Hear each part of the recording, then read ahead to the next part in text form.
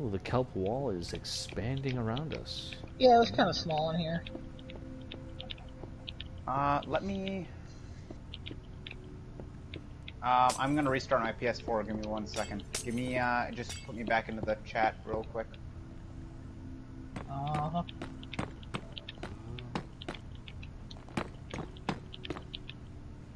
I'm now the party owner. Who should I invite? I'm not feeling anything right now. Genesis E719 left the game. Where is Z's at the bottom?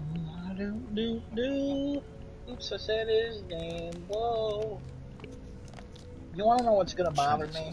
What's that? 4. So this is now 4 this way, but the stairs are over here, and it would look way nicer if they were centered. So I'm going to go 4 this way. You got it. I really did not want it to be this big. But, want to help me dig this out? Sure. Thanks. How deep you want to go? Just 4. Basically about to where I am.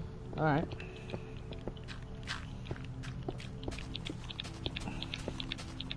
And I gotta dig out the ceiling too to do that.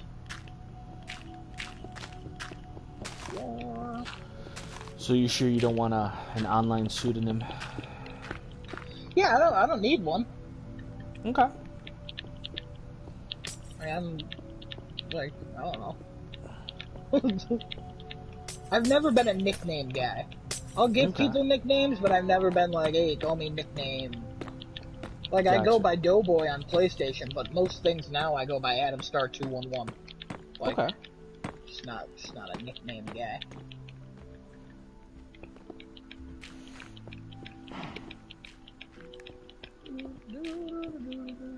But I'll use all your nicknames. I got no issues with that. Just gonna talk a little bit slower so I don't screw up. I almost said that word, but hey!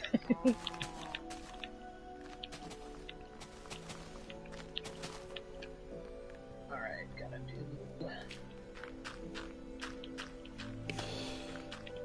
You know, I feel I should have a name that matches Genesis. I think we should refer to me as Exodus.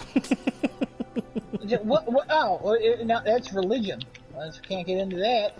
But that's his name. That's a stupid name. Perhaps Leviticus. Oh, dear God. What about Jesus? You ever think about that? Jesus. This looks nice. Yeah, it's good. Wow, this looks strange, to say the least. Why I ain't mad at it. No, why does it look strange? It looks good to me. It just looks strange. I'm just gonna stand in each corner. Yes.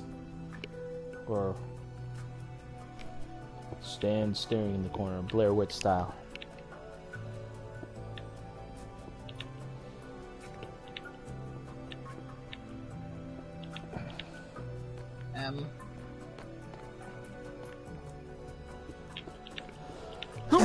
Excuse me.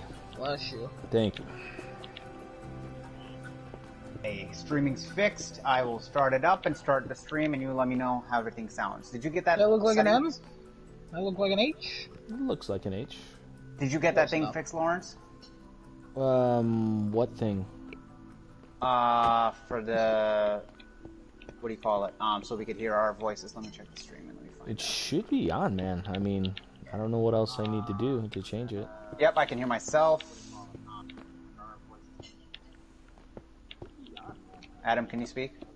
No. Yep, I can hear myself. Adam, can you speak? No. Okay, there you go. I can hear you. There you go. That looks like an M and an H, right? Sure. I like it. About as good as we're gonna get. Alright, boys. I'm gonna post the Miners and Hoes password and everything for Twitch in the chat. Are there quartz stairs?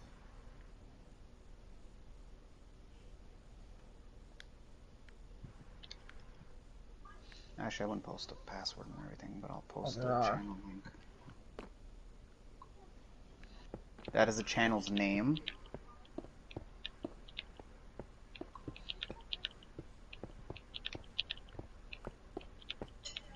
Shit. And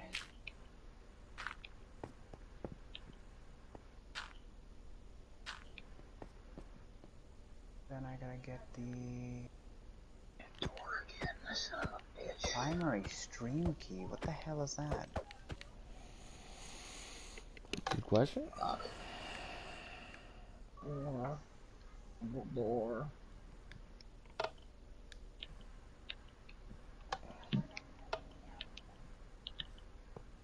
Oh, son of a bitch, now it's gone. Shit.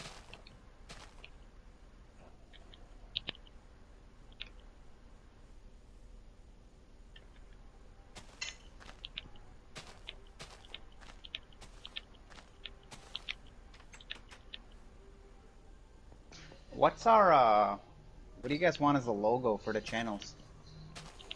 We'll figure that out later. Something that's not copyrighted. I would agree. Genesis E719 Hey. joined the game. Alright, everybody get in the room. Oh, fuck. Okay. There it is. There it is.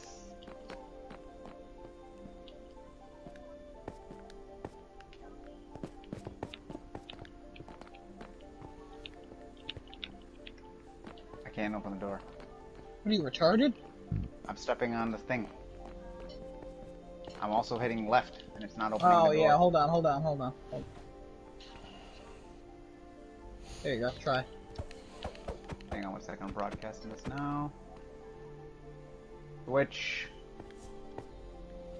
Okay, this is gonna be called Miners.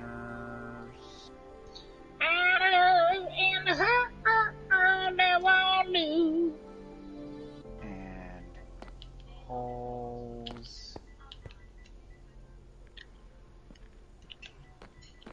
Test.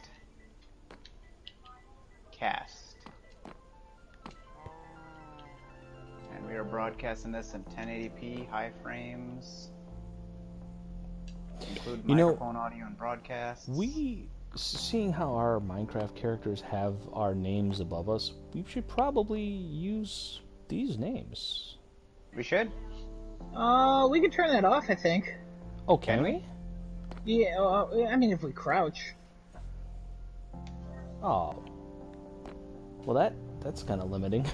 There might be a way to do it, too.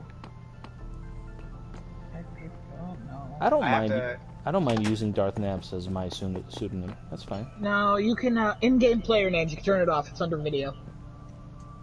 Oh. Come on in. Okay, we are streaming. Where do I change that setting?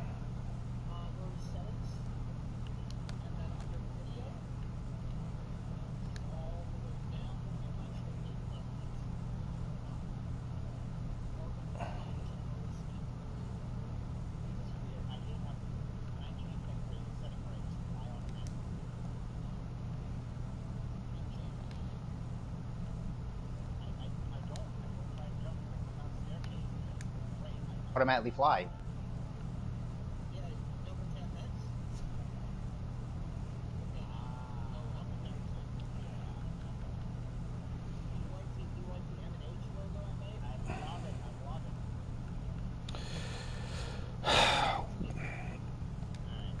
So,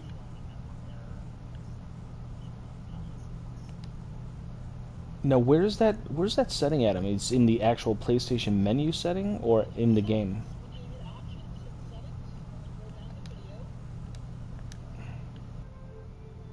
Oh, for in-game Minecraft. Got it. Okay. Yeah. I was going into the PlayStation menu.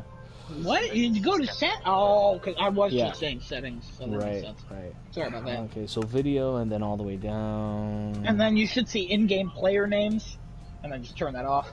I see that. There it is. In-game player names. Cool. All right, there we are. Okay, now so we're we just are obscure streaming right dudes. now. This is. Oh, I gotta turn off in-game player names as well. What are you, like 8 hours So this behind has us? actually only got like a 2-second delay. Okay. I don't want to hear us. Please mute it. I am. I'm just checking the audio. Checking the audio.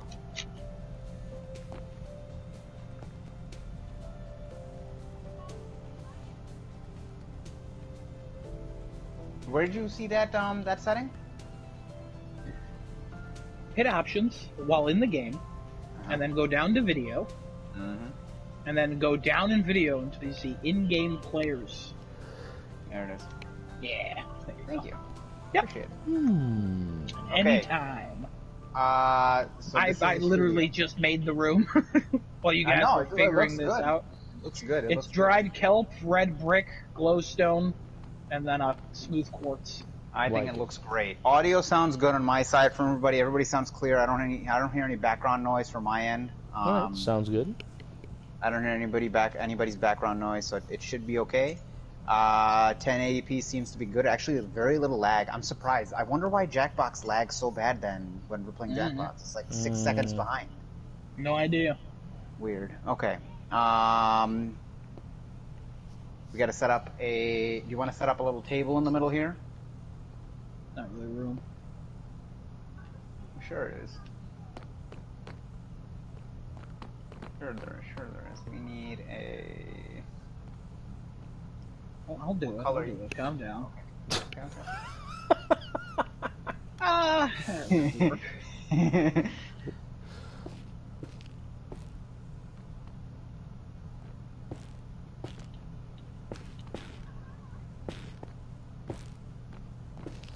Oh, this is definitely a proper conference table right here. There.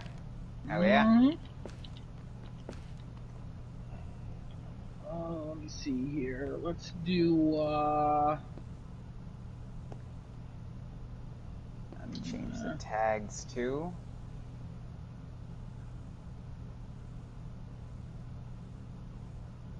It's Tags. Minecraft.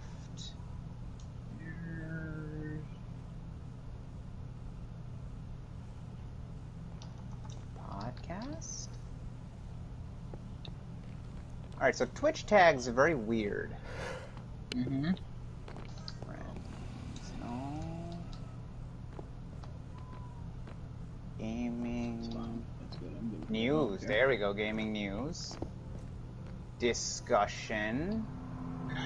Let's do. Talk. Game talk. Do they have game talk? Game talk. Yes. Game jam. No, they have game jam. Game. What are the tags they have here? Game. Discussion, debate.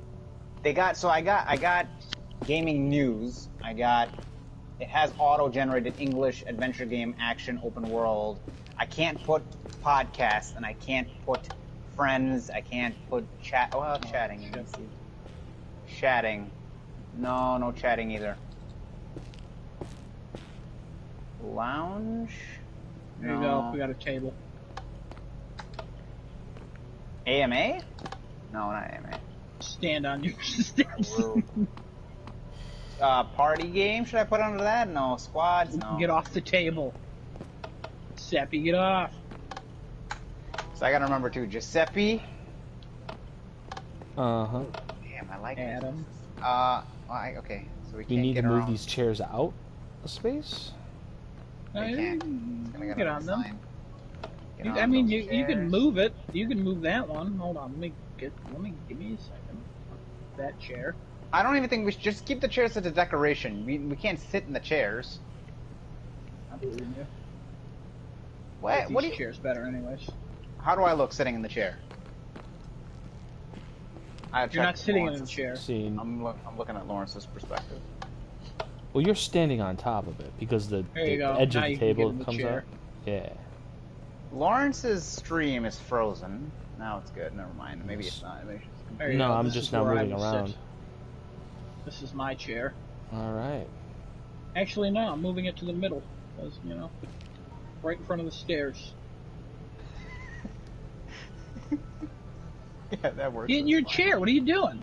I'm getting on the chair. I just wanted to see the stairs. Assigned seats. There you go. Okay, so I think if we stand one block in front of the block in front of the chair, it actually looks like you're sitting in the chair. We've already figured that out like 7 hours ago. That's why Lawrence was doing it. Ah. I'm always 7 hours behind. You have to understand this. You are. It's because you live in, I don't know what's 7 hours behind. Alaska, maybe? Maybe Alaska. Maybe Alaska? Russia. I don't Yeah, Russia. I live in Russia. Russia? Yeah, you live in Russia. Yeah, I live in Russia. Hello, comrade. Hello. Hello, Nikolai. How's Big All right, Daddy that's Vladdy? All right. Big Daddy so Vladdy. Adam, Giuseppe, and then Genesis. That's it. Yeah. Mm-hmm. Good. Okay. How the hell do I tell between you two because you're both the same damn skin? Well, this is the awesomeness of Minecraft. I mean, how to get this thing to re-randomize? Let me do. See, because I go to my this. character, my profile character. How's this? Yeah, Figured cool. out. Fantastic. Yeah, that'll Good work, enough. Yeah. Lawrence is gonna look like Lawrence now. So, but I mean, like, how do I get import that? Oh, how did you change? I went to profile, Okay, and then I just picked a character. but well, Jesus, so why can't I pick my character? It's the I one in this. I have no idea. You can edit it. Body, base. Jesus, Owned. please work It for takes me. too long to load, and I don't care enough. You know what I mean? I'm setting You know the what? There we stream language to Russian. There we go. How's that? See, now this changed to one of their generic good. things. Let's see if I can change it back to my There you go. thing. Now I'm more professional. Here, I have an apple. You can have one. I have an apple. Hey, it works this time. There I am. Hey, there he is. Step mod icons. Pause. And I'll be this. I'll look like a Ray. That's fine. Mr. Ray. Bond, James Bond. Nice. If okay, you okay, get okay. it, then you get it. If you don't, you don't. So, this is how we're gonna be then. This is great. I like this. This is fantastic. Everything This is a looks fine. temporary room. It's a very small temporary room. I kind of Alright, like yeah. the color scheme going on here. Mhm, Yeah, mhm, I mhm. do like the color scheme a lot, actually. If this is a temporary room, I'm Ugh, assuming... you guys blink. Yeah, you blink too. You didn't know that? Oh, ew. No, I had no idea. I've never stood and stared at a Minecraft character. Yeah, you blink. We all blink. We're human beings, aren't we? In theory, Yes. that's a theory. We have the jury's still out on it. Oh god, we're All gonna right. go into a game theory now about how we're human beings. No. Want to know what YouTube channel I've never particularly liked? Game, Game theory? theory. No, that one's okay. Oh, That FPS Cinema Russia. theory. Never cared for it. oh, FPS Russia. that Oh, it's totally unrelated to what we were talking about. Yeah, isn't he in jail for something?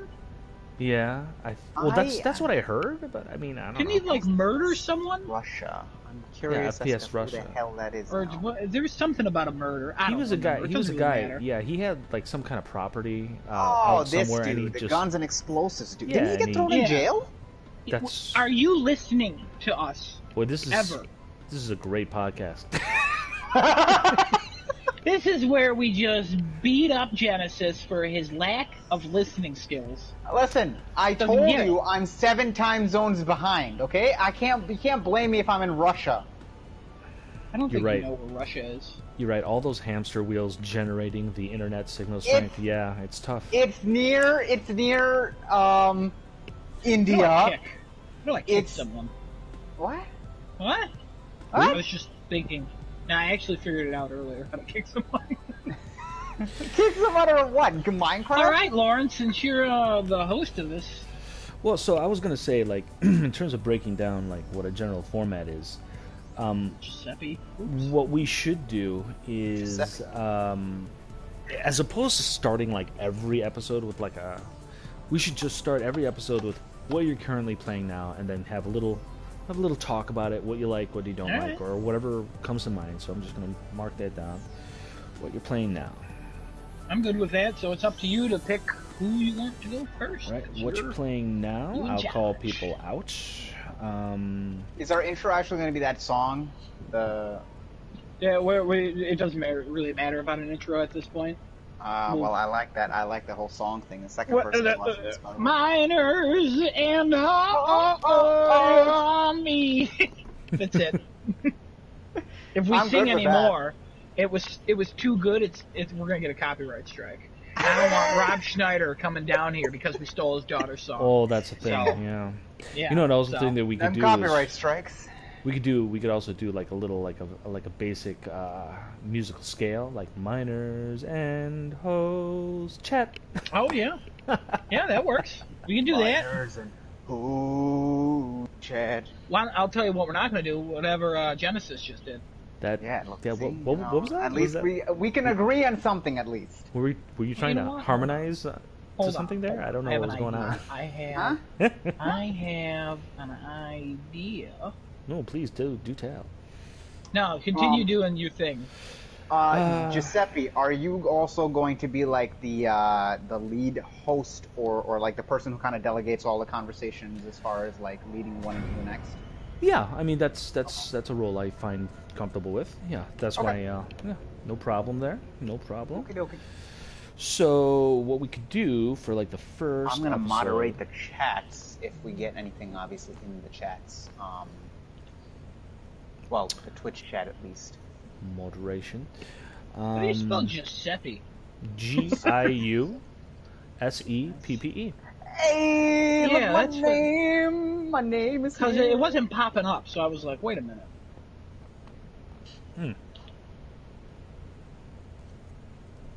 It's interesting to see how this gets choppy sometimes. Yeah, it's fine. All right, so. It's not long.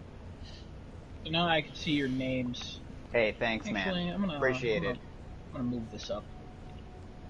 I like how you gave it looked like Giuseppe had a Z in it, like Giuseppe. Ooh. No. Giuseppe Z's here. No Z's here. Well, you know, you can't discriminate against Z's, you know. You know what I'm talking about? Oh, Genesis. Hey. Thanks. Genesis. Here we stand. So the first topic. Oh, love it. Genitalia. Yeah, now we're gone. Thanks a lot. We're gone now. If you don't say it out loud, we're fine. God damn it. That's funny. Whoopsie. It popped up. And how do you edit a sign? I've never been able to edit a sign in Minecraft. You can't. I already destroyed it. What are you talking about? Pay attention for once in your life. Okay, wait a minute. So you're now 3 time zones ahead of me?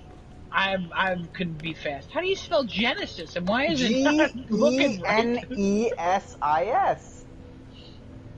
My PlayStation does not recognize Genesis as a word. Well, your PlayStation is racist now, I guess. Hey, get off the table. We put food on the table. Everybody's got a sign now. Tables are for glasses. I'm gonna throw a piece of paper on the table to get us started. Here you go. There you go. All right. So, Mr. Giuseppe, please. So the first light subject to start, we'll talk about our top 5 PS4 games. Top 10, I think that would be a little too long. Keep it at top 5. Top 5, that's what people. Are we doing what we're playing first? What happened? Did I miss something? That's what we're playing. Behind now. So what we're playing, that's going to be like the intro to every episode. What are you currently playing? And then just talk a little bit about it. Or don't talk about it because you currently talked about playing, it does that mean like what I picked up and played today, or just what am I playing right now? Literally before the last podcast. Really? What have you played? Okay. Really? You needed that Since kind the of last explanation? podcast. I don't know. Let's just start. Let's just start and we'll go through it. Whatever. What? Wait a minute. Hold on. Giuseppe, go ahead. Well, that's just what. Okay, so that would be like the first topic of conversation where we'll probably just go individually. Like Genesis will say his top 5, and then maybe explain some kind of rationale for why those are his favorite PS4 games, and then Adam, and then I'll go, and then that would be like the first formal discussion topic for the first episode. Whereas in the beginning of every regular episode that we do, that will be, what are you playing now? Just as a quick intro. Oh, I can't swear, damn. There you go, twerking. Anyway, I've already, yeah. So, the next one would be, well, I don't know. I'm open to suggestions. What else would you guys like to talk about? I mean, if we episode? just start, and then we kind of just let the conversation flow. I say we literally just start. Yeah, let's just. Instead of trying to plan it out, you have a general plan. Yeah, as long as you get a general outline, that's good. It's good enough. Yeah, I think that's enough. I trust you to decide when we need to move the conversation forward. You know what I mean? Okay, fair enough. But you guys do want to know what the agenda is prior to, so that you can have something in mind when I do introduce the What subject. happened to the table? That was Genesis. He's blowing it up. I saw you do it the whole way. Don't even deny it. I wasn't gonna know. Wait, no, hold on. That is a good punishment. Just put a block right in front of him. Wait, hold on a minute. Wait a minute here. Hang on. I can fix this. Hang on. Wait a minute. It's fixed. Oh, okay. All right. Cool. Anywho. 3 times on So, I guess currently I'm playing Ghost of Tsushima. He didn't ask you. I was gonna say, hey Genesis. So here we are at the Miners and Hoes. Shut up! in-game Minecraft podcast, I guess. Hello. And Genesis.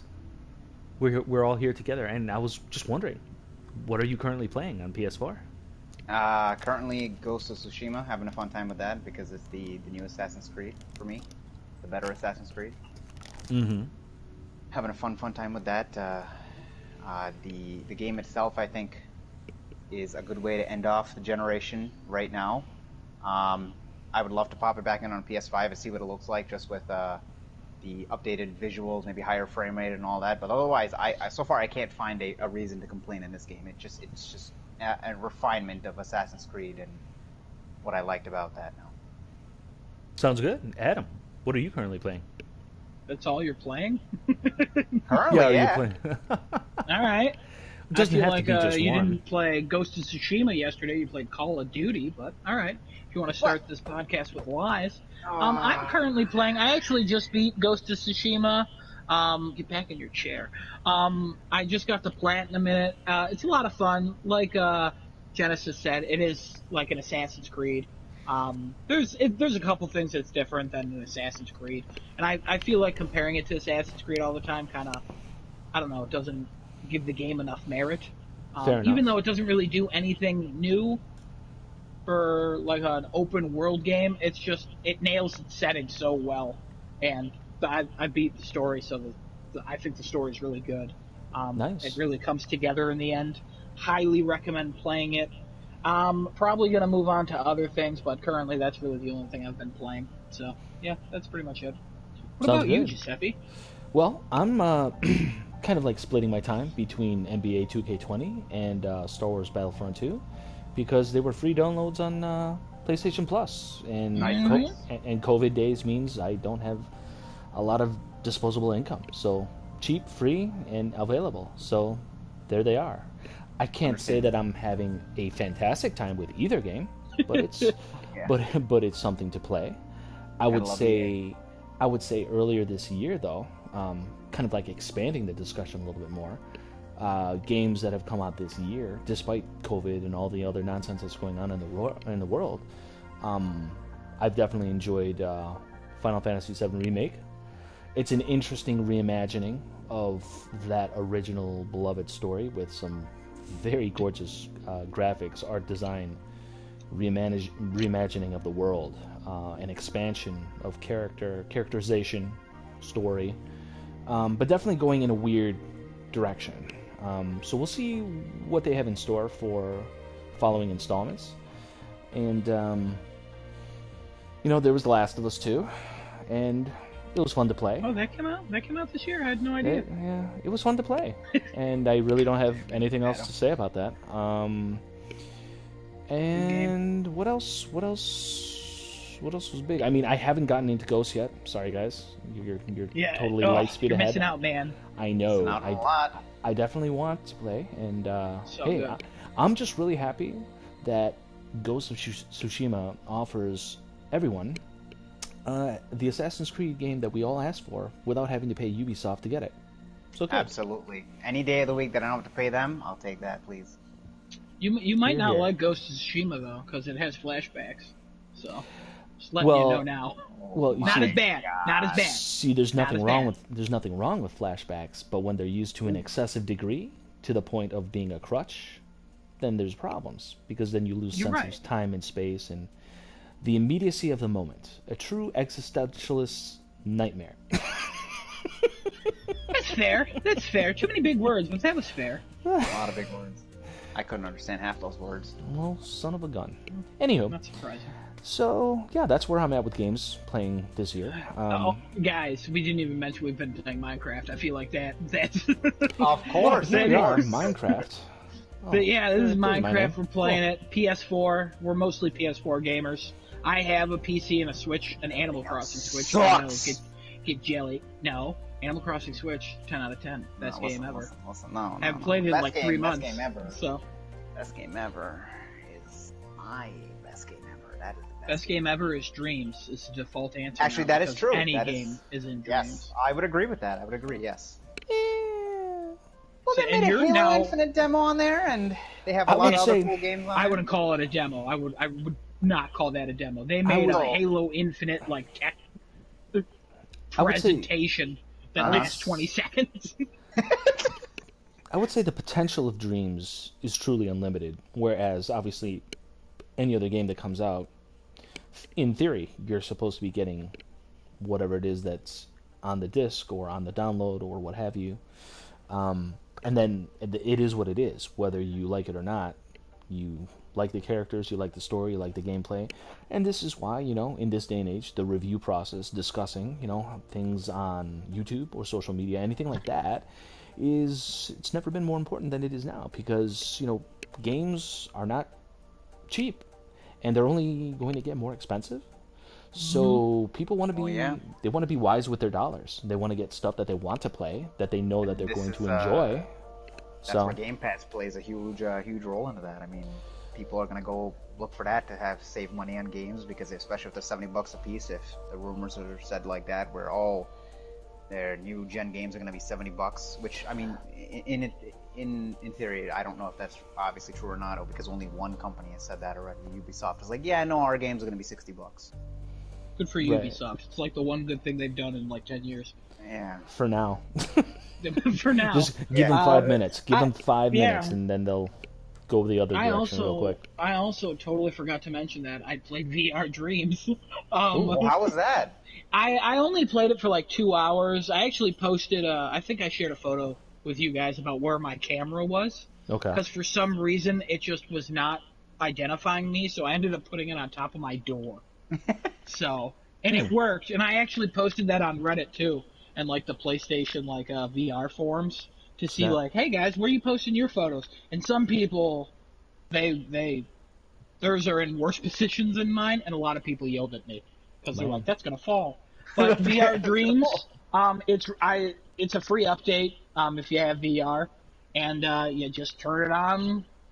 They have like a nice little demo. Honestly, if you're new to VR and you own Dreams, I would pop that in first because it teaches you how to basically do anything in VR, which is cool as heck. Oh, So that's pretty cool. You like that? You like that, by the way? Cool I as do. heck. I like that. Um, Cool as heck. My Nice one save. issue with it, maybe it's just something I didn't notice because, like I said, I only played for like maybe an hour and a half at most. When you're hopping from like dream to dream, they mark them like this one is VR capable, but they don't say like you need the wands for this or you need the controller. So I played like a car racing one, and I had the PlayStation Move controllers, and that apparently didn't work. I had to switch to the car or the controller. So, I mean, obviously, because I don't have a control stick on the Move, I never bought the... They used to have the navigation controllers back in the day for the 3, and I'm do curious they still why... sell those? They don't sell them anymore, but you can find them on like eBay and Amazon, obviously pre-owned or anything like that. But yeah, last I saw them, they were expensive. I don't know. I don't even know if that would be supported, honestly. But VR Dreams is cool. It's just another reason for me to go back to that game. A little disappointed they didn't release any trophies with that update, though. So it's. I mean, once I get a platinum, I'll be at a clean 100%, so I'm not that upset. But whatever. And then I also played the Iron Man VR demo.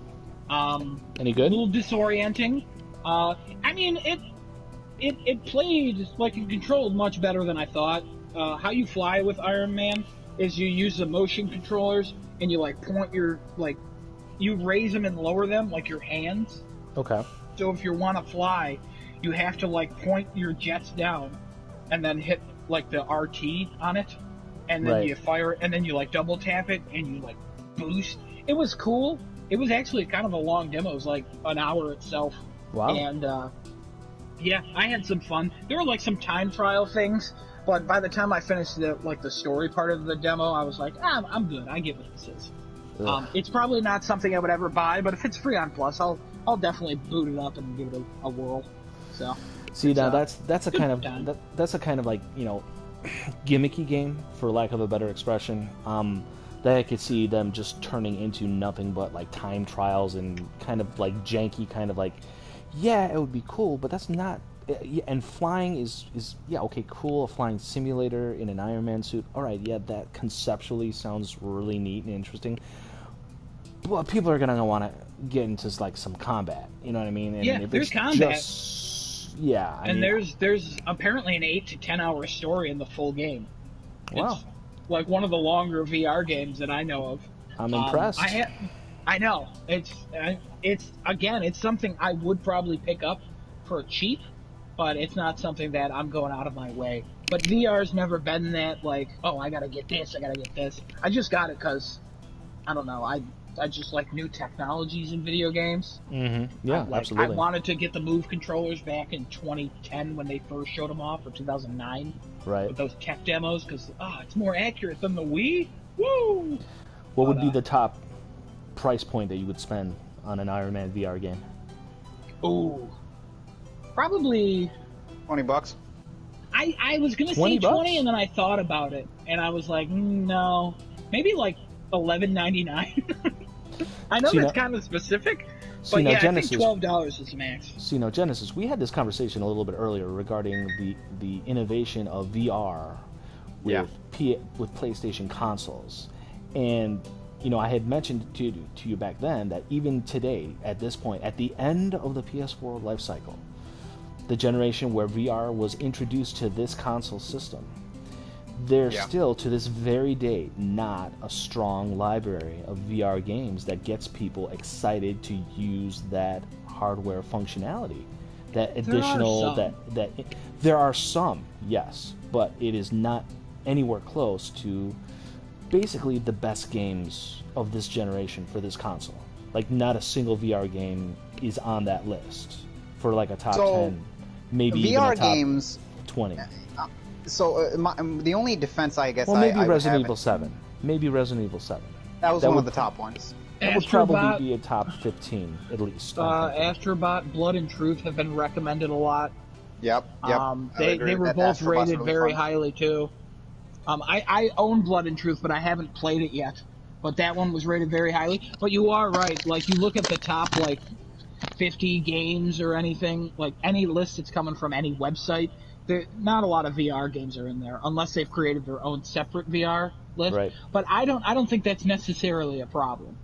Because no, it's not a problem. If you're but buying I a mean, PlayStation, you're going for exclusives, not necessarily VR exclusives. VR is like a and bonus Sony has said, and Sony has said, like, I mean, I'm sure they would be thrilled to sell like multiple games that are AAA exclusives, but also require the VR, because that's more VR headsets being sold. But they said they're very happy with how VR has performed.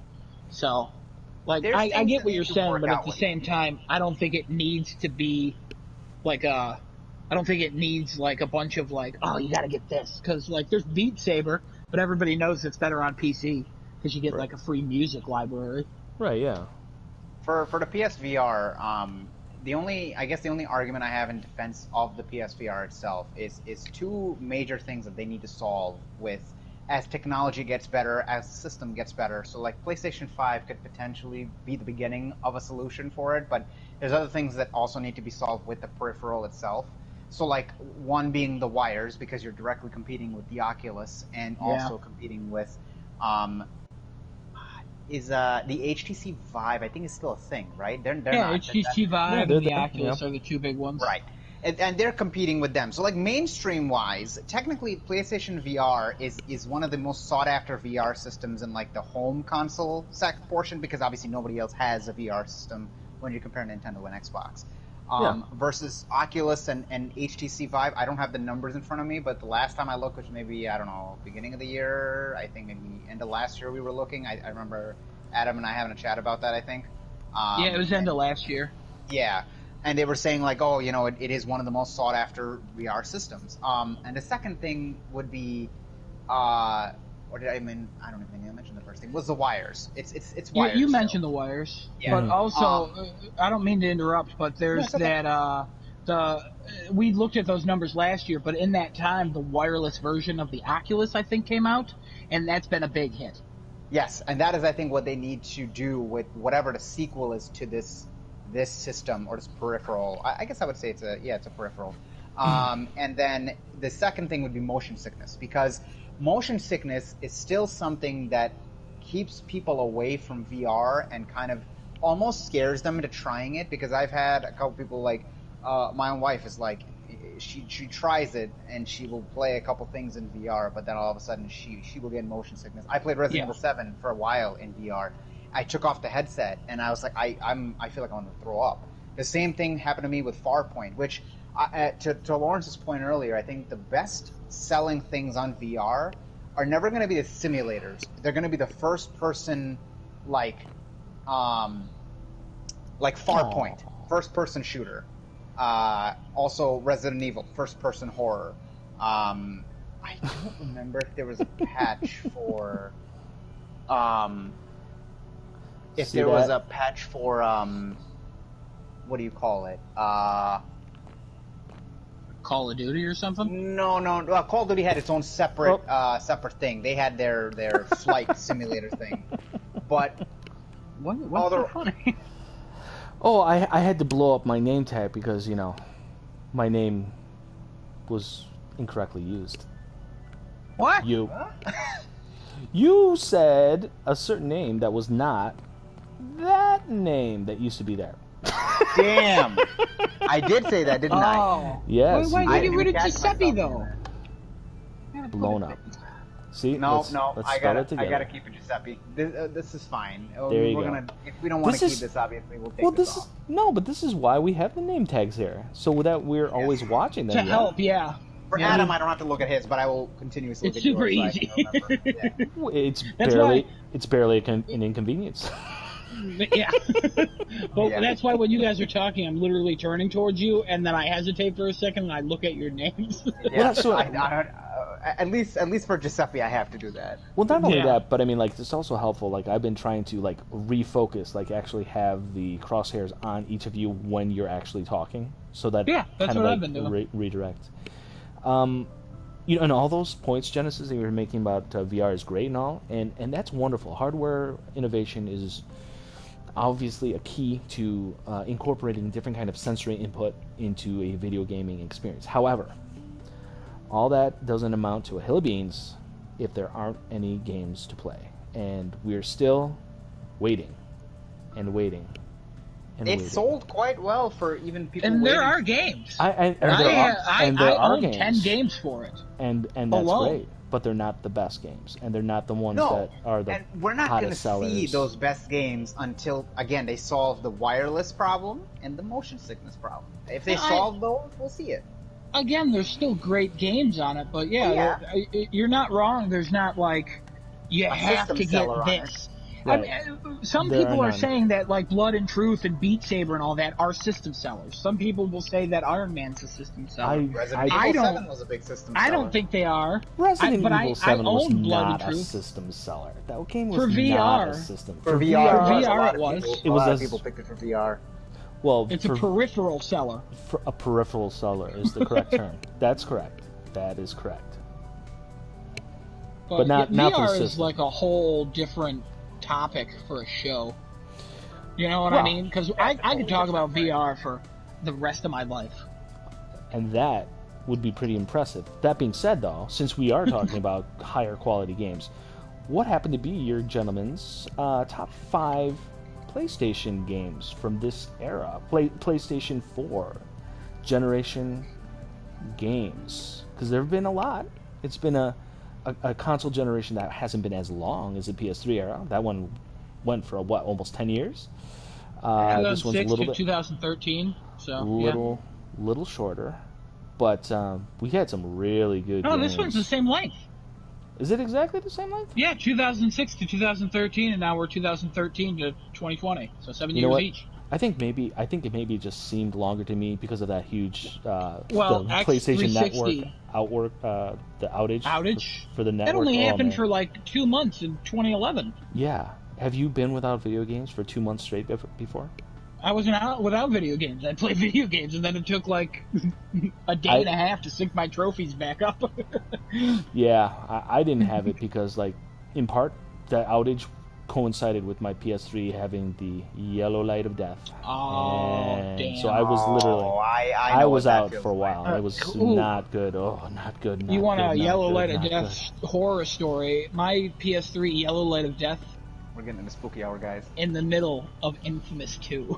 Oh! What? Oh my goodness. It yellowed in the middle of Infamous 2. And I ended up going to, I think, an Oogie Games. And I paid $180 to get it fixed. I lost all my data, but I started Infamous 2 back up. It was the loudest thing in the world. I beat Infamous 2, and then it broke again. Yikes. And then I had to buy a Slim. So... There you go. I had a bad experience with the PS3s like that. So my original fat 60 gig, which I input a 250 gig hard drive in that one, I think back in the day. I tried to it yellow lighted on me, and I tried to fix it myself. And I put the thermal paste and everything, closed it back up, put it together. So my PS3, I think, was possessed by Xbox at that point in time. I'll explain why I say that. It could not play any of the PlayStation exclusives. Every other game would work fine. It just could not play a PlayStation exclusive. Killzone? No. Uncharted? No. God of War 3? Nope. If you just name every PlayStation 3 exclusive, I'm going to leave. I'm just saying. So, there's a lot. I tried to pop those in there. Even Last of Us. I had to play that on the Slim. After I had gotten it, maybe like right at the end of the gen, right before. Actually, I think I got a PS4 and then I got a PS3 again. Yeah, I bought a PS3 after I bought a PS4. All right, get your timeline straight, and let's get back to the video games. Well, I was gonna say, like, let's bring it back. So Genesis, top 5 PS4 games. Top 5 for you, PS4 games. 5 of the generation, so PS4. Of the generation. Top 5 would be 5 Spider-Man. Okay. 4. God, there's not enough spots between 1 and 5. I gotta be honest, it shouldn't be that difficult for you. I know. I know. I don't remember what I wrote down. 4 would have to be FF7 remake.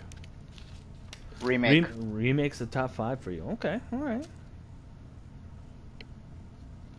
I mean, it's a beautiful game. Yeah. It's very fun to play. 3, even though at this point I have not finished yet, Ghost of Tsushima. Wow. That's a little early, but sure. A lot of recent games are like rocketing up your list there. Yeah. 2 would be Last of Us Part 2. and then one's KH3. All right. Kingdom Hearts. Kingdom Hearts. And why? Why is Kingdom Hearts 3 your number one? And don't tell me because you're a super massive fanboy of the mythology. I mean, that's a valid reason for it to be your number one. It is. It's an opinion. It is. It is. But I'm presuming that already. Can you tell me anything beyond that? For one, it is the only game that has broken me down as a man. To the point where I played it, I ran the credits, I sat there crying, and I was like, "What the hell happened?" The other reason, it basically a lot of nostalgia is in there because the last Kingdom Hearts was 2006, and then we got this one in 2019. Mm-hmm. Good long time in between. Very, very lit. So if it makes you feel better, though, it looks like it came out in 2009, so it was really only 3 years late. Okay, all right. For me, gorgeous looking game. Looked good, played fantastic. I have not had a chance to beat the DLC. Once I beat that, I can add to that opinion of what else that attributes to the game. Mm-hmm. But that game is forever always going to be one of the games that just, when I beat it, I just put the controller down and I was like, oh my god, what did I just beat? Now, is that something you're going to go back to and play again? Like, I mean, like starting the whole story over just to see? Like, I already have. Something you'll revisit? Yeah, Critical is, I want to complete it on that, have the DLC played from the beginning to the end, and then, yeah, so, yes, it would be one. I mean, if it's not, like, brought over as a crossplay on PS5, would you boot up your PS4 to play it again? I don't think I would do that. I would probably want it to be a crossplay, because I think when the PS5 does come out, this is going in a box, and I'm going to keep it in. So if it's never brought over as a crossplay? Then I guess maybe one day down the line I'll pop it back in, if I don't happen to beat it before PS5 comes out. Alright. It's one of those things, like, I think we had a talk in the past about, like, there are certain games that I play, and if it was like, I didn't have to get the trophies, or I don't want to ever pop the game back in, like, there are certain games where I would just play it once and I would never want to touch it again, because that lasting impression on me is there, and I don't want to go back in it for whatever reason. Yeah, that's what you said about Last of Us 2. Yes. So, no, I get that. I think a lot of people can get that once you play one game, you play through it once, and you're like, I think I'm good. I think I really liked it, but I think I'm good. Adam, you're up. Oh, me! Oh, boy! Yeah. In a shocking turn of events, my number 5 is Spider-Man. Dun dun dun. It's a solid game all around. I mean, it is. It's so good. It's fun. Good story. I can't wait for Miles Morales and an adventurous sequel. That trailer song today, real good song. I just want to see new powers. That's so good. Yeah, it's so cool. That trailer song, Mr. Genesis, that is the 3rd best song of the Sony conference. Oh man. Number 2, Bugsnax. Number 1, the PlayStation 5 reveal song. Absolutely. Number 4 is Ghost of Tsushima. I actually almost moved this to number 3. Number 3 is Last of Us 2. And then number 2 is God of War, and number 1 is Horizon, and those two kind of interchange for me, because both are really good, but Horizon, there's just something about Horizon and Aloy's journey that I love so much. And right. I cannot tell you how excited I am for the second game, because watching that trailer makes me like tear up. Like, she's like, I'm gonna save the world. I'm like, yeah, you are. And then she draws her bow, and I'm like, oh my god, you have failed the city. Like, yes, I'm so excited. Horizon 1 is just it hit different, and I have to go back through it. But that's my one goal before PS5 comes out, is going back through Horizon and getting all the trophies for the DLC. Right. Because I just got that 4K TV, as you boys know, and it shipped very quickly. It shipped very quickly. Thank you, Amazon. And it way to go, Jeff Bezos. I just gotta go back through it. Horizon 1 just hits different. Now my question to you about the crossplay, if Horizon's never brought to a crossplay, and I'd be shocked, But if it never is, I would literally buy a PlayStation 4 and play Horizon again. That's how good I think that game is. So Word. I mean, it's so good. You know, and that's actually a really perfect segue because Horizon Zero Dawn, it happens to be my number 5 for my top 5. I mean, I too very much enjoyed that open world. I appreciated the story, but I love the concept of like the high technology combined with like the the pseudo caveman like recreation of human culture thing combining in this world where the planet's being terraformed again. Like that has a lot of like really cool sci-fi tropes that are sharing the same space together in a way that a lot of other fictions kind of like segregate one or two of them. Yeah, I like the combination of the things that are going on in there. Number 4, God of War. Don't sneak over here. I can see you coming. Go back to your chair there, buddy. Go back to your chair, Genesis. I see what you're doing. God of War. Number 4, for all the obvious reasons. I gotta tell you, spoiler alert. Okay, being blocked in. Spoiler alert. Loved the story beat in that game when the Blades of Chaos come out. So awesome, so great. The best. I mean, like I like all the story beats. I get the whole father and son relationship that they got going on in there. But man, when the Blades came out, I'm like, see now when the Blades came out, that got me. But when Athena then said, "You will always be a monster," and he says, "I know," and he stands up and they light up, and then he's like, "But I am your monster no longer." Right. And that. Oh, so good. That's a man. It's so good. That's a man right there. That's the coolest human being in the world. That's a man right He's there. only partly human being. Here. So, number 3 for me, Uncharted 4. I know Uncharted series is definitely... It's always been of a strong PlayStation brand, and it hasn't had the strongest following recently. I still think it has a very, very strong user base, and I jump on there and I play multiplayer fairly often. I haven't done it recently because of the the newer games on PlayStation Plus, but yeah, I have take a look through your YouTube channel. You got a lot of videos on it. I do. I continuously go back. That's a plug. Yeah. I continuously go through and play Uncharted 4 multiplayer because I just really enjoy the action, and I also love the fact that it's not 100% reliant on your Twitch skills which are essential for FPS. Multiplayer, regardless of what the game is. If you're not twitching and you're not landing the first bullet, then you lose.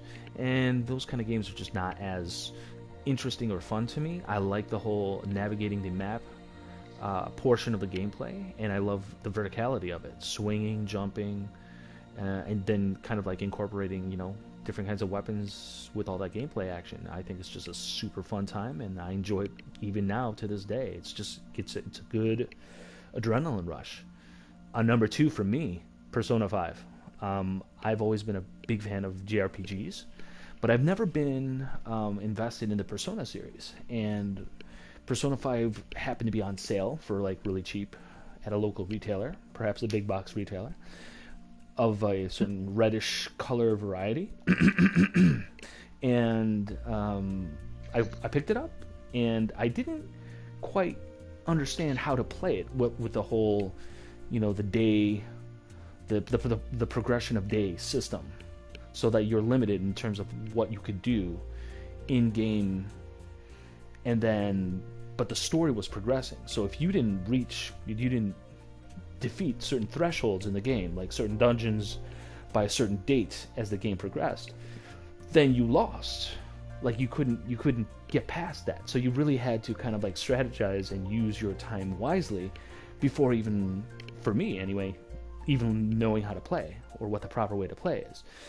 But it was a little bit of a learning curve, and I was able to surpass that because I just was really drawn in by the characters, and I loved the whole battle system. The turn-based thing really evoked a lot of the fondest memories for me for like OG Final Fantasy games. So that was really cool, and the story that they got going on in Persona 5 is next level twisted, and I am totally down for that.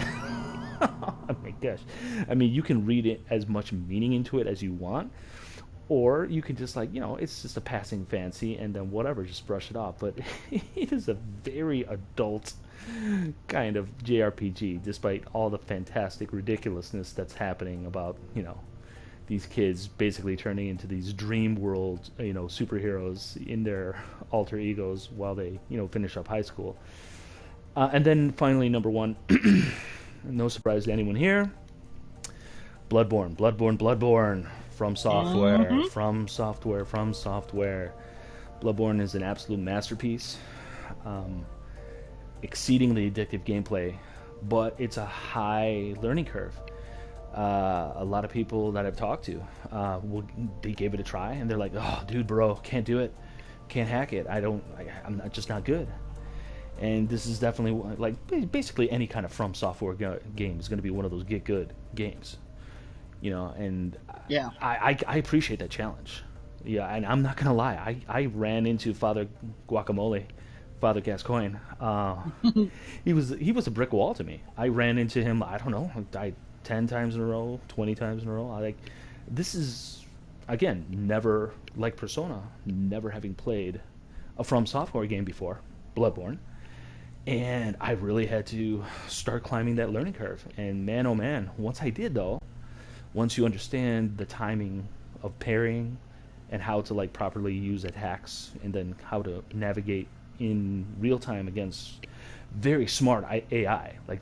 The AI is not terribly dumb. You can learn patterns. If you go online and watch some of the best Bloodborne speedrunners, they have that game memorized to a T, so they know all the bosses movements and hit boxes and the patterns that they go. But even then, little spatial things happen where they can even catch some of the biggest pros if they're not on point. So it's a challenging game, but man, so rewarding. And of course, then there's the whole lore hunting aspect of Bloodborne. My goodness, I could talk to you all day about. Because even though the game is just absolutely horrible at presenting a narrative in any true sense, for a standard video game, it makes you work for it, because it doesn't volunteer information to you. It's all cryptic. A lot of it comes out in text for items. There's not a whole ton of cinematics, but there are also a huge community of lore hunters that have added to the mythology of Bloodborne by not specifically creating new content about the story, but by really digging in deep and exposing all the hidden gems that players, they've gone through the first time, they may have missed it, or they weren't interested because they're just, I want to get to the next boss, I want to open up the next area, I want to level up, and that's cool. All those things are super cool about Bloodborne, but there's a very subtle, nuanced story that's going on in the background that explains a very, very twisted, messed up world. And it's just really just filled with all kinds of Lovecraftian, cosmic horror goodies, and I highly recommend Bloodborne to anyone who owns a PS4. And that's it for me. Yeah, I know you love it. Mr. Genesis, I know I'm calling you Mr. Genesis now, I guess. You played, you're starting to play Bloodborne, weren't you? Yeah, it's and Lawrence was mentioning the learning curve. Giuseppe was mentioning the learning curve. It's right here. I know. Right I have to look because I looked at Adam when he was talking. You got to put it 4 times on the wall, and I'll stare at it. I'll take 4 plaques. I'll take 2 on both sides. Yeah, that's good. Yeah, good. Giuseppe was mentioning the learning curve earlier, and I don't think I have a hard time with the learning curve. Other games came out, I decided to play those, and I do have to go back and play Bloodborne because I was starting to get the hang of it, and I actually started liking it. It was actually really fun. Hey, whenever you're ready, we'll go back and we'll start hitting up that co-op, because I love jumping back in for anything, Chalice dungeons or just clearing the overworld. It's just a cool digital environment to play in. Yeah. Although I do wish they would, if there is ever to be a Bloodborne 2, which I hope they can get Miyazaki on that for next gen. Well, listen, he's busy doing what? Elden Ring? Or Yeah, he's busy doing that right now. Yeah, and that's cool and all. And Sekiro was also cool, but I haven't. Sekiro's getting an update in October. Yeah, I do want to play that. But I haven't gotten around to playing it or buying it for that matter.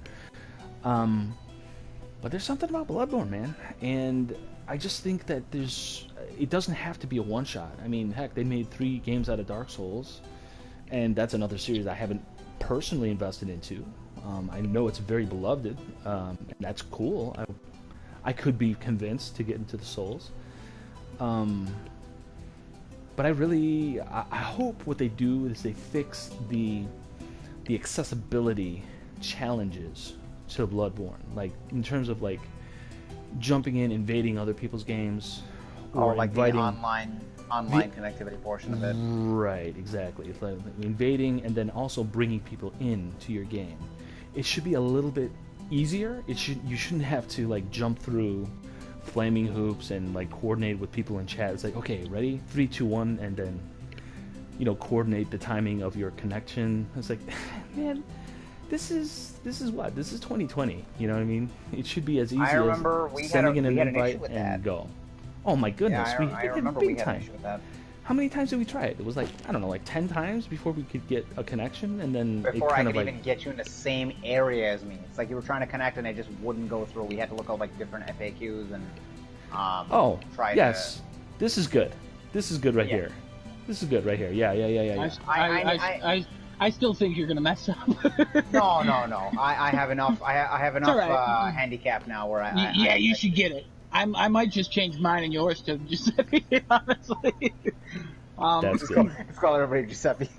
That's good. Are you gonna play Demon Souls? Oh yeah, are you excited for that? I mean, that's it looks the pinnacle of the whole, that's pinnacle. It's the start. Well, a lot of people prefer that. They want that to go back to the formula. The correct term, I believe, would be the progenitor. Oh, okay. Yeah. Well. But yes, the one that kickstarted it all. Yes. I thought this was a podcast, not an SAT. Oh, I'm going to go to the corner.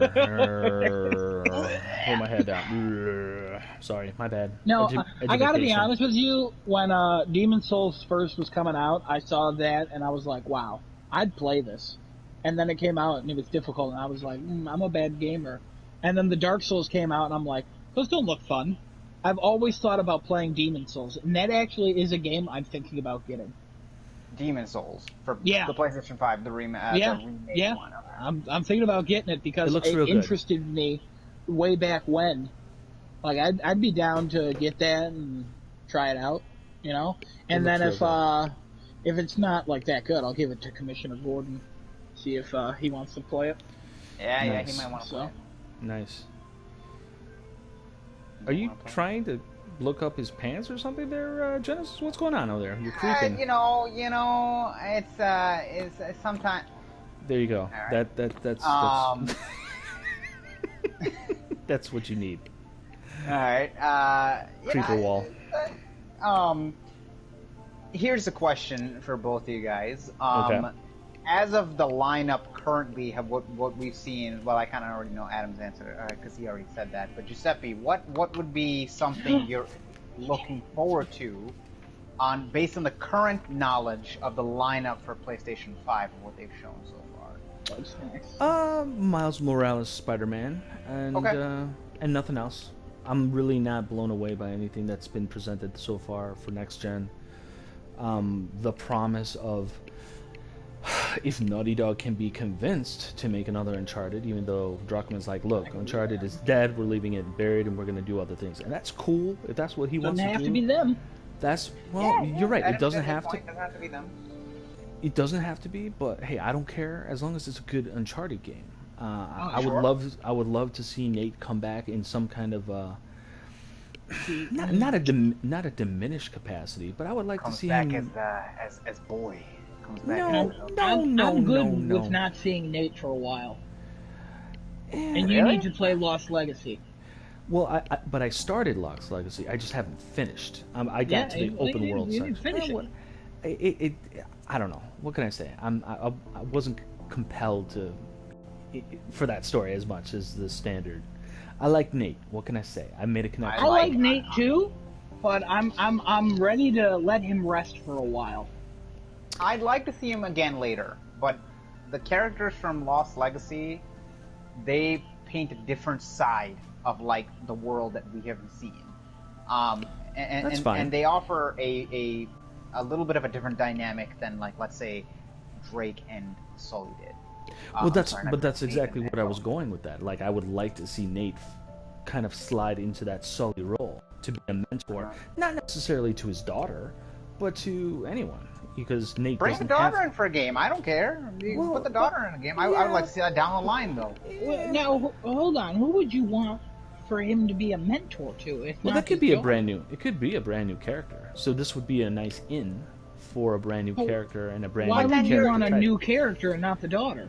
Right, because that would be like somebody random or throwing in and be like, okay, well, this guy was there behind the scenes forever, and now he's out, and this. No, we're not doing another Sam here. I don't understand why you're like, I want to. Do you want another like a young Nate type, and Nate's trying to teach his ways or something like that? So no, it doesn't even. Well, I mean, it could be that, and that same character could still be Nate's daughter. The reason I don't necessarily want to see the daughter be the new character is that it kind of flies in the face of where Uncharted 4 ends story-wise. Like, yes, the daughter is intrigued by the stories, and she's, obviously she's got that itch. She wants the itch for adventure, and she's interested in things, and she obviously has some, some skills, some academic skills. But I really do not think that Elena would tolerate that. Like, she would probably move heaven and earth to prevent her daughter from getting involved. And quite frankly, there's no real need beyond like a rebellious adventure side for her to just fly off on, out of nowhere, because it seems like the family is pretty much well set up. Like, they're not super wealthy, but they're real comfortable. So there's not a rebellious side, but she's also Nathan Drake's daughter. So yes, there's clearly a rebellious side, and she's got that itch, like you said. So True. I could totally see her, like, hearing about something, and then her parents being like, no, you can't go, and then she takes off, and Nate follows her. So, Subversion... He's like, I can't stop her, I guess I'll go with her. Or Elena follows her. So, Subversion... Or they both go with her. Or they do that, and early on in the game, the daughter gets murdered because of this nonsense. That it's not Last of Us, man. We're not. It's Uncharted. Nothing sad or bad happens like that. Now right. wait a minute. Hold on a minute. It's a subversion of expectations. Now, so that means everything's that's instantly not an right. Uncharted thing, though. No. And I'm going to take your idea for a minute. It would be subversion. Let's say it's years into the future, and somehow his daughter meets Ellie, and they intertwine the stories. I'm going to stop that right there. Okay, I don't know if those characters share the same world.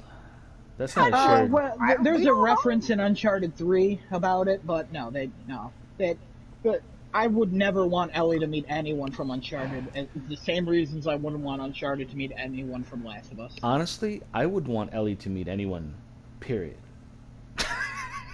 she's just a total misanthrope. and rightly so. Totally made so by the world in which she lives. I just, she was completely drained of her charisma, and I just look, I understand why they made her go through that character arc, but I just don't care for her. She's not iconic to me anymore. Just, her story is done. Bury it, leave it in the past, and let's not revisit it. Mr. Giuseppe, I'm calling you both Mr. now. I want you to know that you didn't like Lost Legacy, you don't want to play an Uncharted with the daughter necessarily, and you didn't care for Ellie. What you're saying sounds like you're a sexist. Oh. I just want you to know that.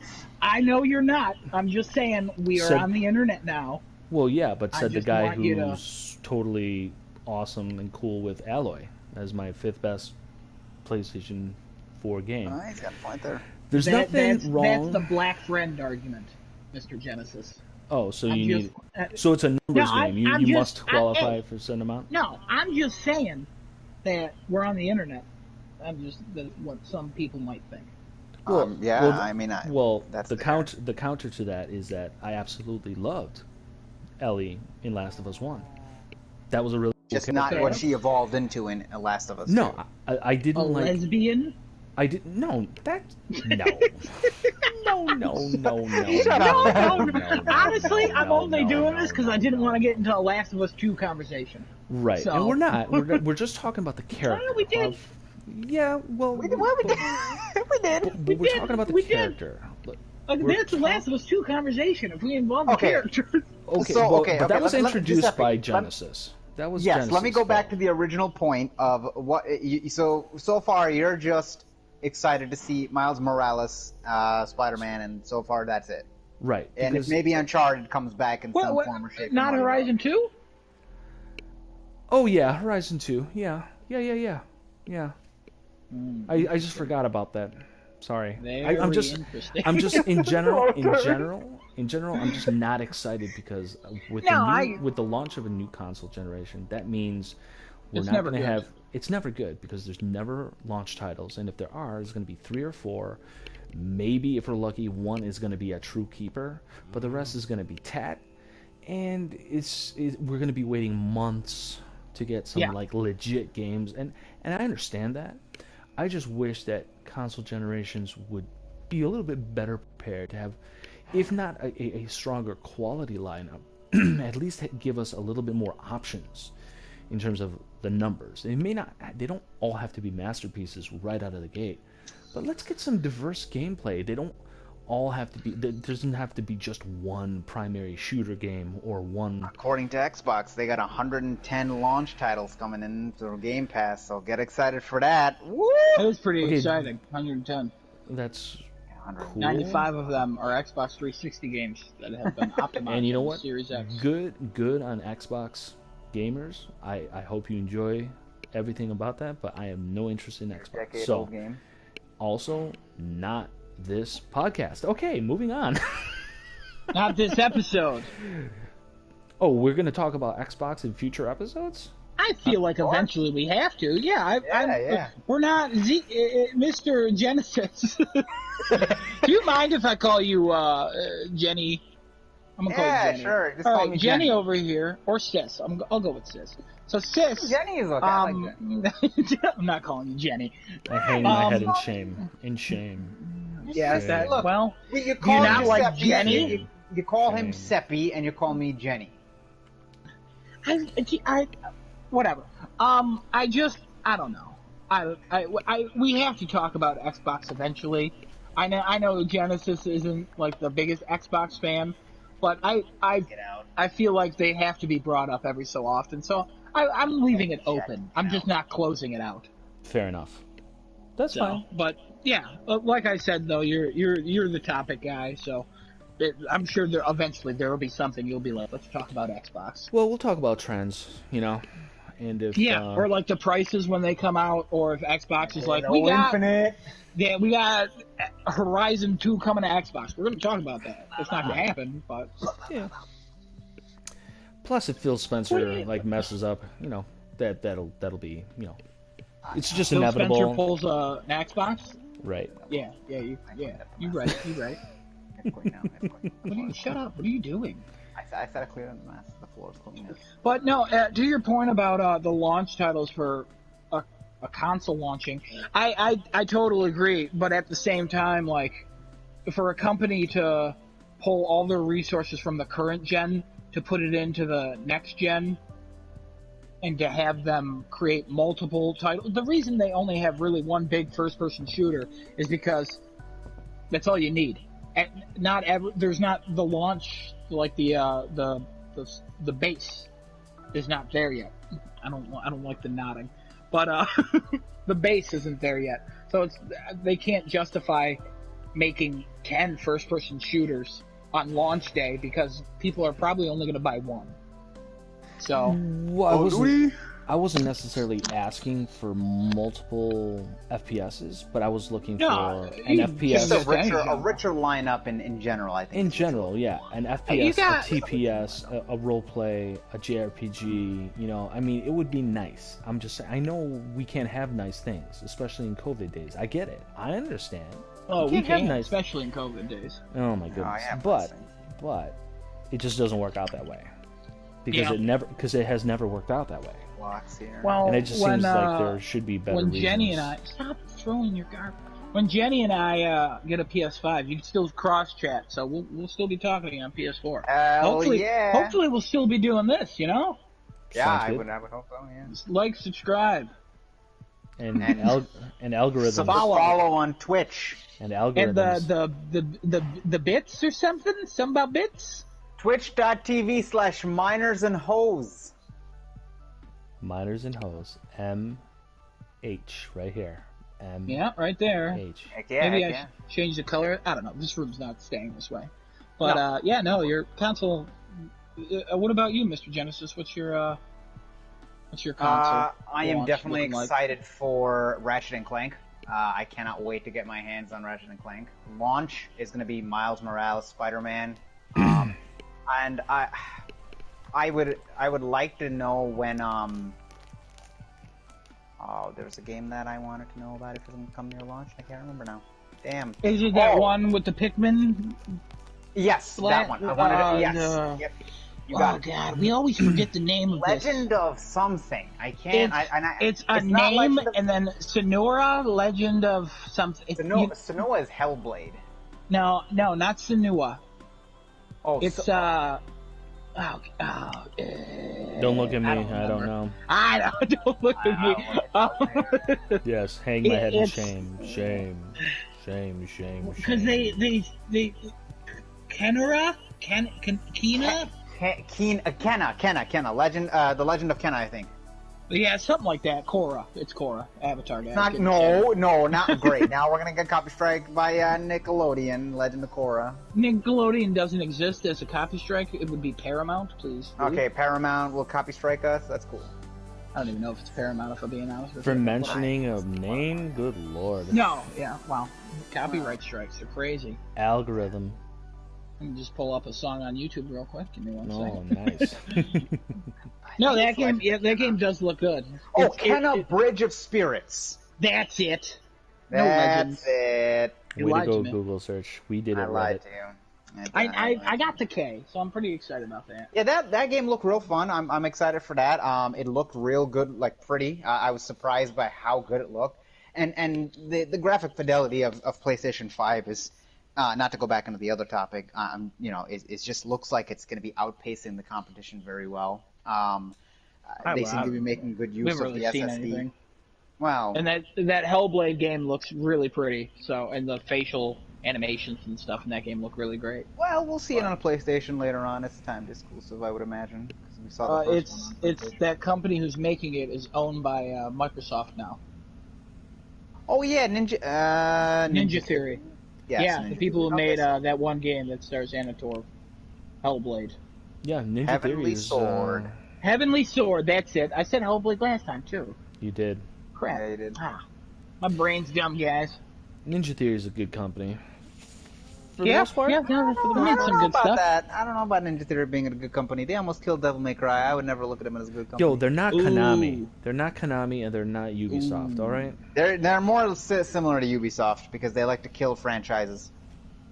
And what? Konami doesn't like to kill franchises. Silent Hills? Konami they get a Silent franchise and they don't know what to do with it. They end up throwing it back out because they didn't realize what it was worth. Yo, between Silent Hills and Metal Gear, Konami is a franchise killer. Maybe not EA, but Well, They're- here's the they're- thing with they're out EA there. though. EA will more likely just suck the money out of a franchise and then hang it and kill it. and a then be developer and a developing studio as well. Yeah, Just yeah. kill- I mean, Dead kill the whole Space is a company. good. Yep, Dead Space, Dragon Age. Lost Planet. Yep, that's Capcom. Why do I always get them confused? Well, it's fine. It's okay. Yeah, Capcom is During still, our you know, E3 Capcom's predictions, been like- Capcom's been one of the companies that have been working their way very well back up, in my opinion. Okay, so we've had this discussion before, and remember, and I'm not trying to take anything away from what they've been doing between Resident Evil 2 and 3 Remake. Uh-oh. However, I believe.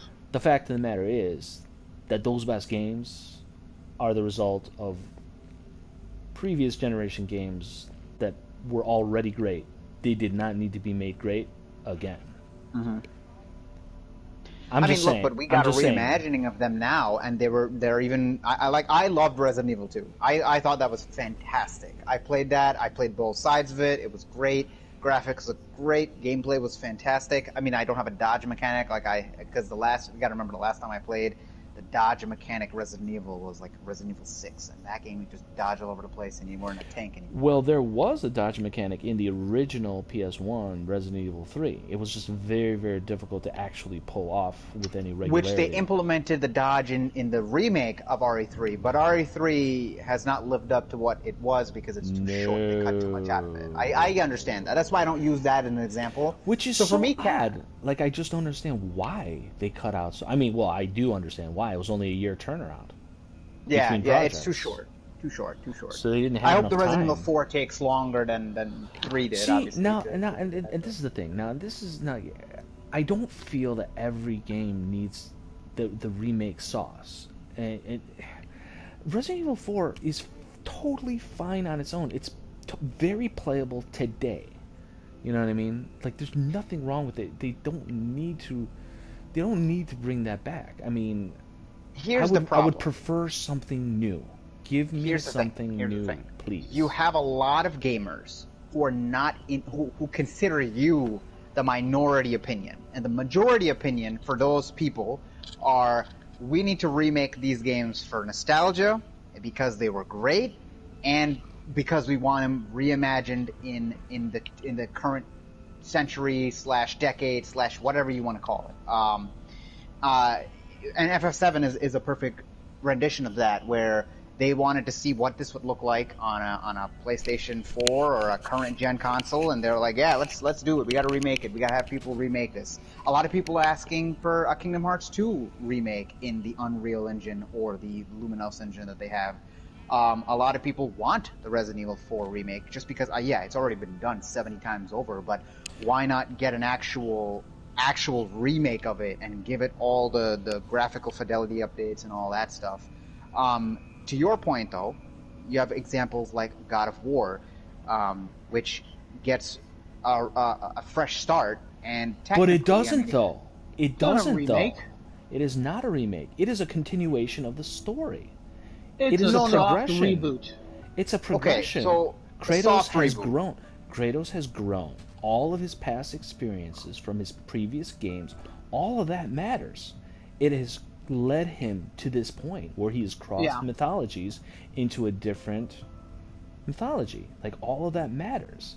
And yes, what Adam says is correct. It's a soft reboot, but it is a continuation of the story. It's not rehashing what was already there and dressing it up prettier. And I think the main impetus for Capcom doing it is because their new Resident Evil stuff do not compare to the stories and characters of the originals Resident Evil 1, 2, 3, and 4. There's no comparison. They're just not as good. They're not as, as imaginative. The character arcs are not there, and they're not even fighting zombies anymore. It's what? Like sludge demons, or what are they? No, they're mold. I'm sorry, they're mold. They're mold people. Got it. There was still a rendition of the G and the T virus. I mean, that still plays a thing in the current games as it goes, but not. But it's just not as good, though. This is not as good. But, you know what I'm saying? It's just not as good. Quick question, though, Mr. Giuseppe. You said that you'd rather have a new thing. Yes, I would. Would you rather have a new thing of Resident Evil, or would you just make something else? I would love a new IP. Let's take some risks. Oh, you want a new IP. Yeah, so a new IP. I mean, eventually I'm sure they'll make a new IP, which I feel like they did. Pragmata. Did they not? Yeah. What's that? Were you not excited for that? No. I saw it. That was Death Stranding and Dead Space combined. So, well, from that trailer, sure. Yeah, it looked, that's what it looked like. We know nothing about it. Well, it's because it's from Capcom. You say you want something necessarily... new, but then they showed you something new, and now you're like, I don't want that. Well, but I don't know what to think about that. Like, you don't know what you want.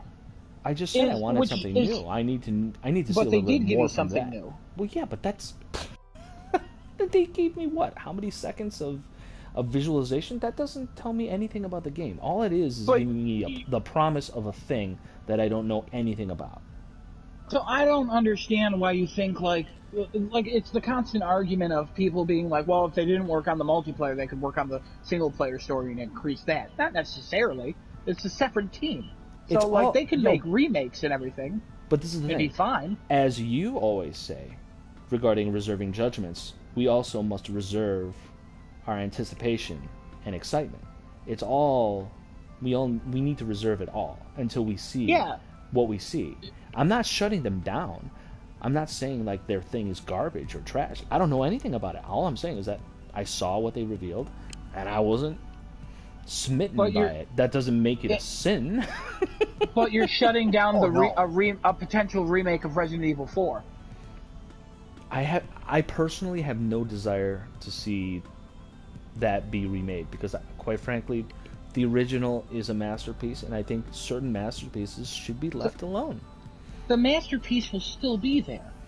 Oh, it will be there. It's not an FF7. It's not an FF7. The masterpiece is changed for FF7. So this is a remake of the game that you know and love.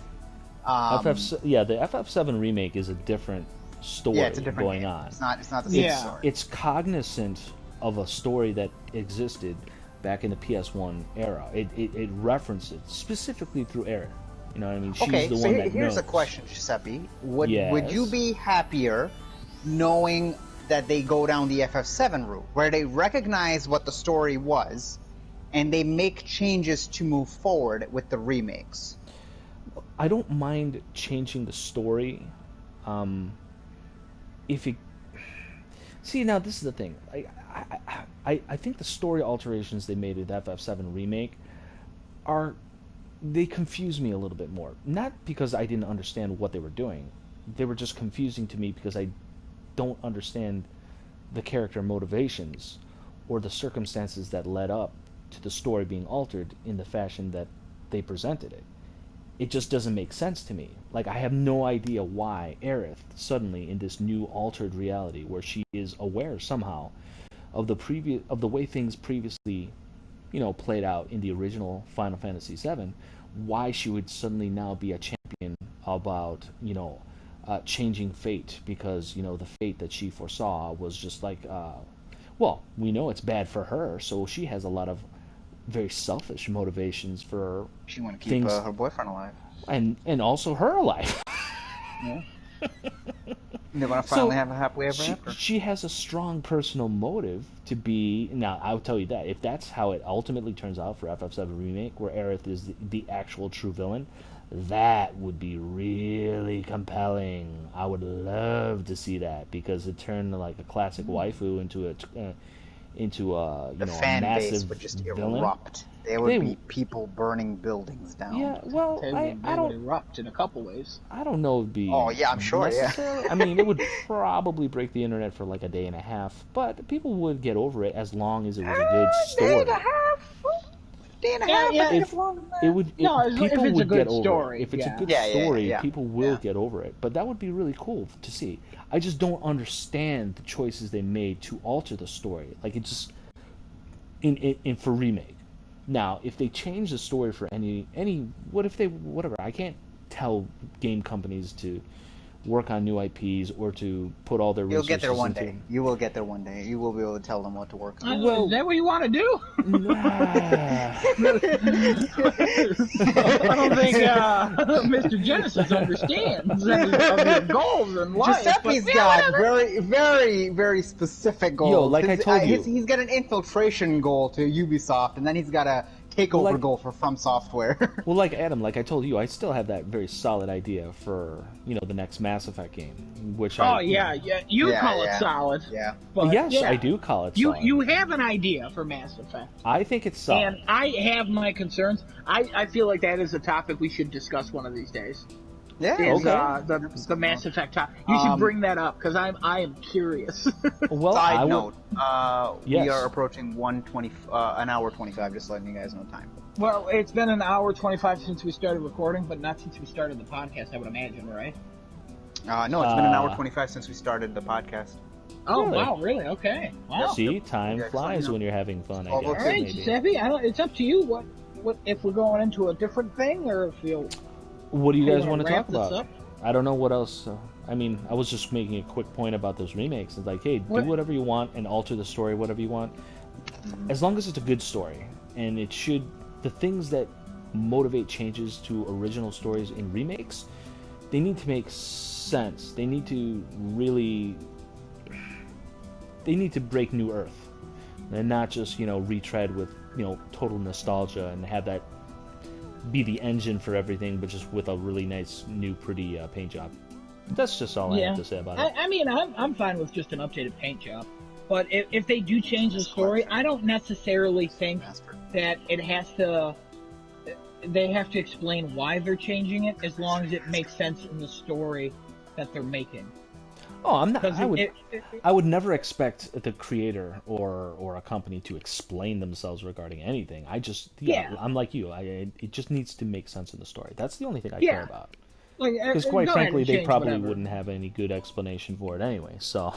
Yeah, if they actually remade the first God of War in the style of the God of War that they made, I don't think it would work that well, because I think the past really does help make that game what it is.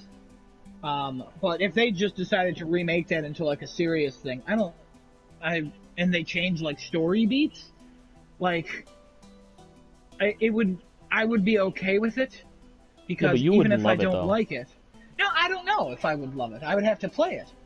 It depends what they changed, and I'm fine with changes to things. It's as long as it works in that story. I'm going to most likely compare it to the first God of War, and there will be some rose-tinted glasses nostalgia there. Mm-hmm. But it could be better, could be worse, could be just the same. So I'm more of an open person, and I have my opinion on remakes, remasters, reboots, and everything is totally in the minority, because I'm reboot it. You want to make a Godfather reboot it, even though it's a cinematic classic. I knew there was a reason why you like Batman so much. Well, no, but I don't get that joke. But my concern with rebooting. My concern with video game industry remakes and reboots is that they eventually give themselves over to the dark side of the Force and go full George Lucas with their remakes and remasters and whatnot. Because all of the alterations Lucas made to the original trilogy, when he added the Jabba scene and all the other stuff that they got going on, and they altered the end of Return of the Jedi, everything that they made for it, I don't think everybody I don't know. It's just really a remake, though. Yeah, but Han shot first. Okay, yeah, that's not a remake. I wouldn't consider that a remake. That's just updating the old one. I don't think that works. That sucks. That was a perversion, is what I'm saying. Yeah, that's not the same thing for a video game. That's I'm not instead of them remaking Final Fantasy VII, they literally updated the PS1 version of the game, and you can't go back like that. Honestly, I don't understand. I would have preferred actually that to what they delivered. The battle system. And play it then. Well, I already have. I platinum it. Yeah, it's no problem there. I would have, but I didn't think that I was gonna love the battle system of FF7 remake, mirroring the Kingdom Hearts style. But I remember you had a lot of concerns about that. I did have concerns, but you know what? It actually turned out to be quite entertaining. Once you get used to it, it's a little bit slower than Kingdom Hearts, so you got to get used to that cadence. And not only that, but also the freedom of movement that you have in that game is a little bit restricted as well, unlike Kingdom Hearts. So you have a much wider freedom of movement in the entire atmosphere in those games. Yep. But yeah, definitely have a lot more. My concern is that there's these reboots and remakes are not, they're just going to go for just more bells and whistles as opposed to innovation, the kind of innovation that you would expect of brand new. Okay, what is happening here? It's like I bet the we can train. find some ingredients over here. The creep train. It's real nice. Good Lord. Now I want to make a copy strike by Disney. My goodness. Yeah, that's what they're worried But about anyway, right I was now. just saying, like, I would just like to see some new things come out, and Yeah. again, like, just put a little bit more, like, the full support of the studio behind some of these things. You know, I don't necessarily think that Capcom is doing that because they really have struck gold with this whole remake reboot kick. And yeah, Resident Evil 8: The Village is coming out. I don't care. I don't care about any of that. I just don't care. So you're not going to get it, Giuseppe, at all. I feel like saying I don't care kind of already answers that. But I mean, again, you could not care, but you'll get it because you want to know what happens. From what, again, just like what the previous example that was given to me about the new thing that I totally forgot the name of instantly.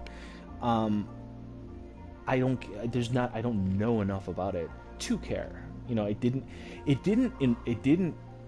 capture my imagination the way that the reveal trailer for Death Stranding totally captured my attention, and everything that all the cryptic stuff that was happening in those first initial cinematic trailers, those totally had my mind thinking. It's like, oh, where could he go with it? What is he trying to say? What is the game going to be like? What's going to be happening in the world? You skipped that game as well.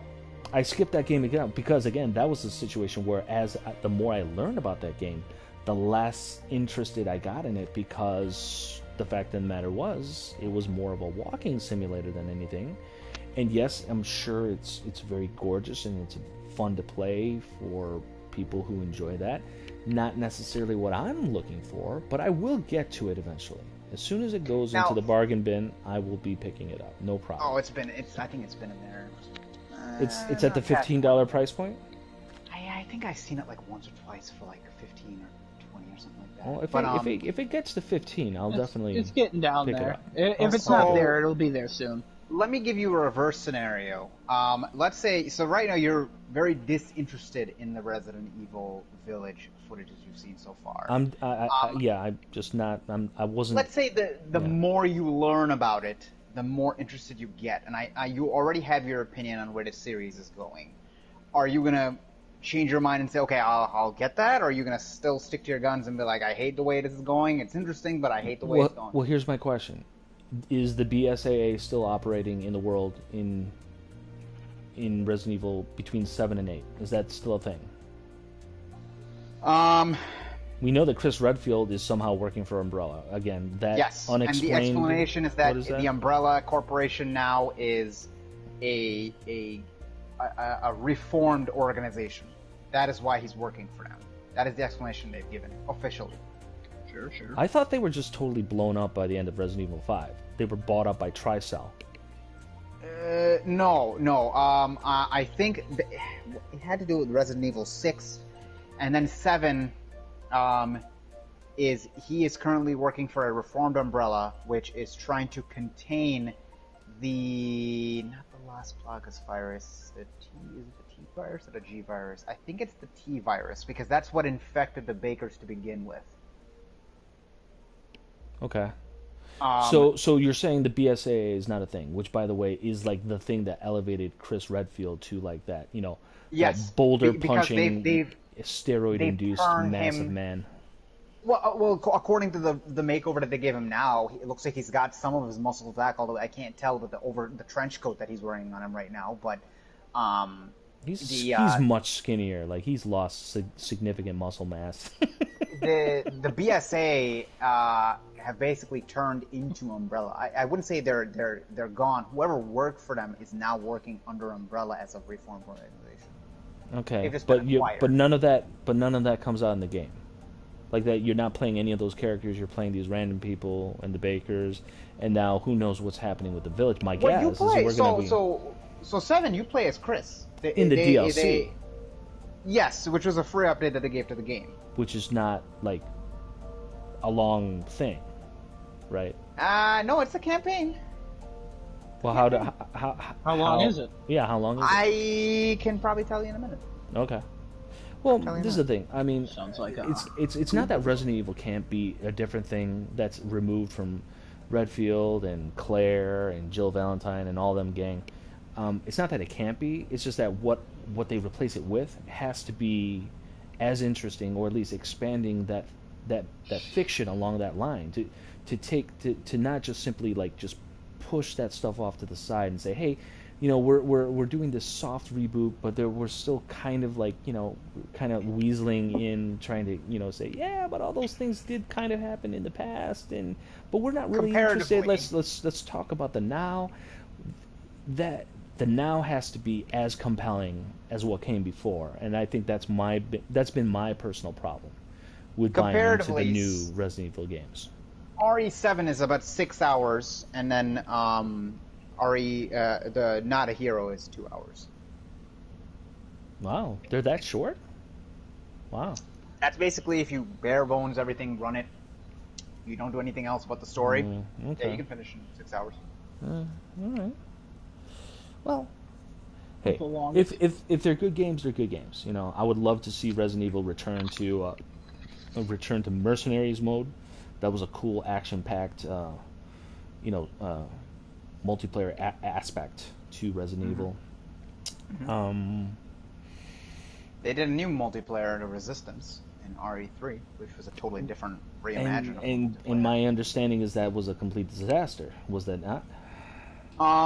I don't think it's a popular game mode. I don't know if I'd call it a disaster because it was like a good idea on paper, but it probably didn't translate execute that well. No. From the footage that I saw, What's your definition of a disaster? Disaster is like it wasn't a good idea on paper and they shouldn't have put it in the game. It doesn't function well. Connectivity issues, and it's not fun. That's a complete disaster. It's a good idea on paper. Usually, every idea is a good idea. A lot of things are usually good ideas on paper. It's the execution and that would be a disaster. The footage reminded me of the Dead Space 3 multiplayer. Oh wait, or Dead Space 2, where you actually, the Dead Space 2 multiplayer, where it allowed you to jump in as the Necromorphs to try to kill the other engineers. Yeah, that was another kind of like disastrous situation. It just wasn't fun. So you just play as a mastermind in Resistance, and then you're against 4 other human players, and right. The human players have to work together to get from level to level to reach you, and then eventually kill you, or you have to kill them before you get to you. Yeah. Put it in simplest terms. Yeah, I haven't heard anybody ever speak anything positively about that, but. Hey, if somebody out there is really enjoying the Resistance multiplayer, hey, kudos to you, and stick with it. Drop it in the chat. Drop it in the chat. I hope they keep the servers up.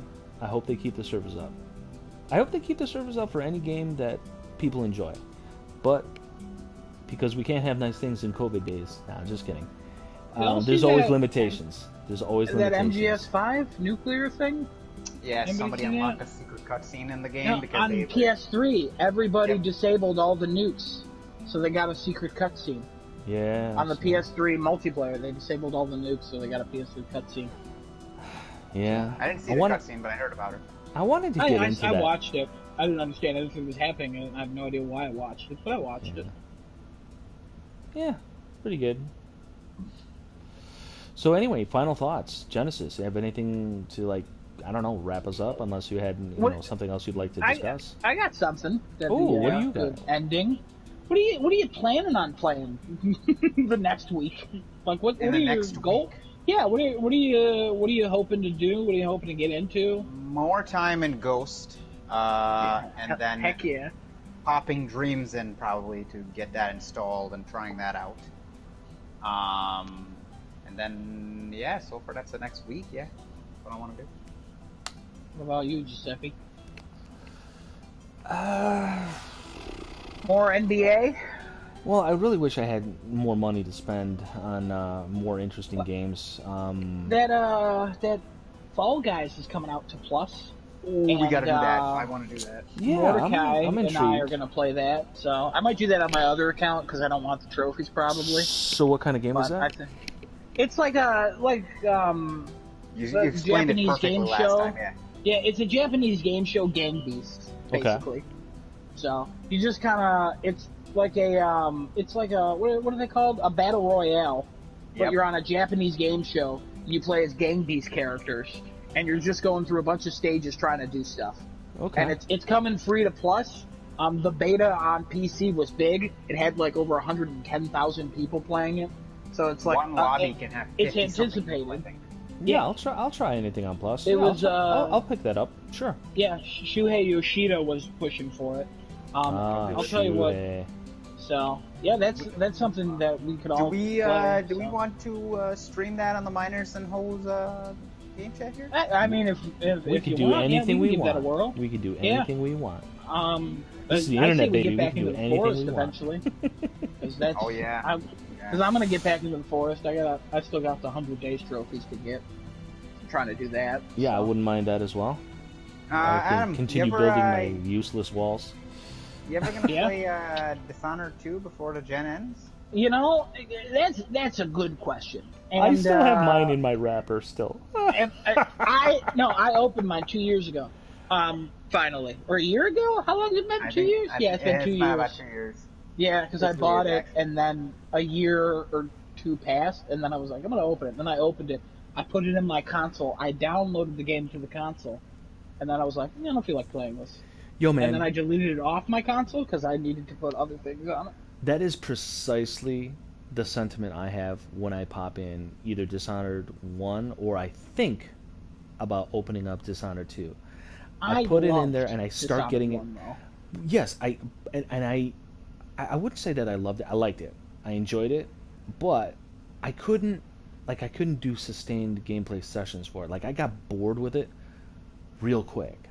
Like, I would play a level, and I'd be like, okay, you know what? I'm done not only for today, but I'm done for the week, I'm done for the month, and I'll find something else. Yeah. I don't know what it is. I don't know. I don't hate any of the characters. I don't dislike the story. I like the environment. I generally like the concept. I don't know what it is. It's got to be something with the gameplay that just doesn't connect with me, and I don't know. I cannot explain it, but it's the feeling triggers in me every time I either play Dishonored 1 or I think about playing Dishonored 2, and I can't get over it. I don't know what it is. See, when I say I loved it, I mean like the trophies are great, and that's why I was going through it. The story was, I liked the beginning and the end of the story. The middle part couldn't tell you anything that happened in it, but yeah, I kind of understand what you're talking about, because if there were no trophies in that game, I probably wouldn't have finished the first one. Mm-hmm. Even though, like, I like the open exploration. Please tell your kid to be quiet, Mr. Genesis. Thank you. I like the open exploration of it enough, and like choosing, like I did a no kill run, for trophies, and then I also did just a straight up God of War run, I'll call it. Right. And and it was fun, but Dishonored 2 for some reason. Even though I was hyped when that game was announced, I think I talked to you about it, Genesis. Yes, how hyped I was about that game. I was like, oh, you get to play as Corvo or Lady Emily. I think that's her name. Yes, I do. Oh, so excited! Bethesda Game made came that? out. Was that a Bethesda game? Yeah, that's Bethesda. Yeah. Well, Bethesda published it. Yeah, Bethesda. It's the people who are making that Deathloop. Deathloop. Yeah, Arcane Studios, right? Yep. Yeah, they Sounds right.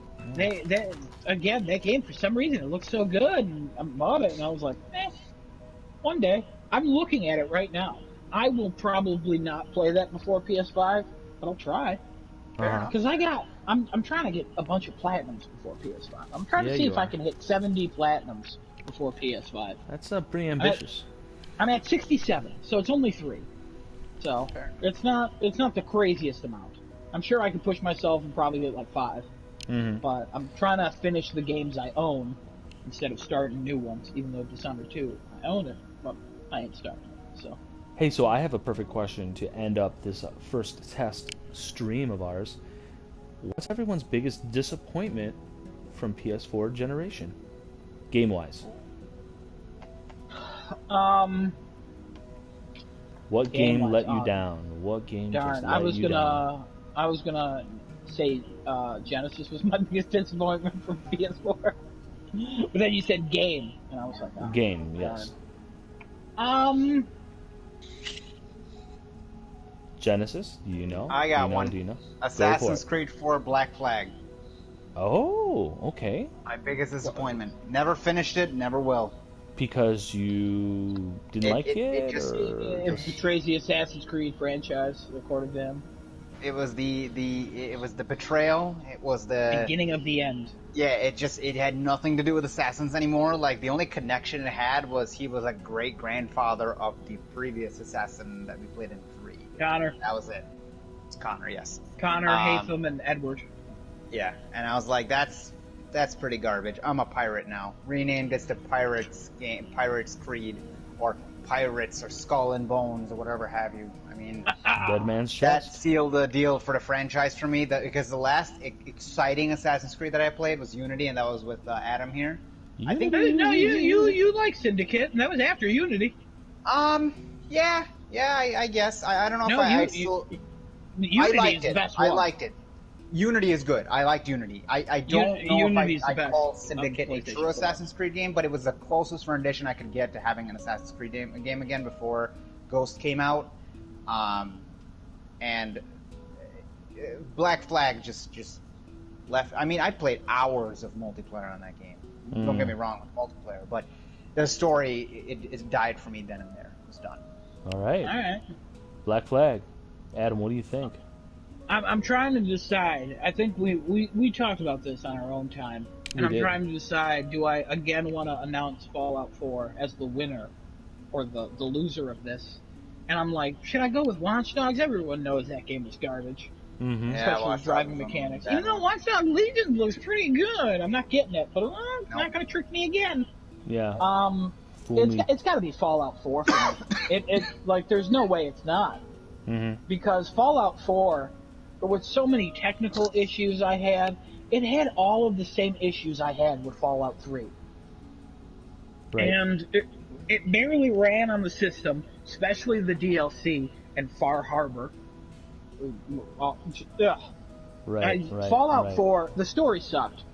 I don't know anybody, if there are people out there who are like, wow, I was shocked by that twist in Fallout 4. No. That the old guy was your son the entire time, and his name is Father. Like, wow, I see what you're trying to do there. It's dumb. I'm sorry. But it just did not work for me at all. My road to the platinum, that matters to me, if you haven't figured out at this point. But my road to the platinum was plagued with bugs and about 25 hours of lost progress trying to get the happiness from town. Then I realized where I was doing it was bugged at the time. Probably still bugged. The only time they ever patched the game was pointless crap. Right. I had too many issues with it.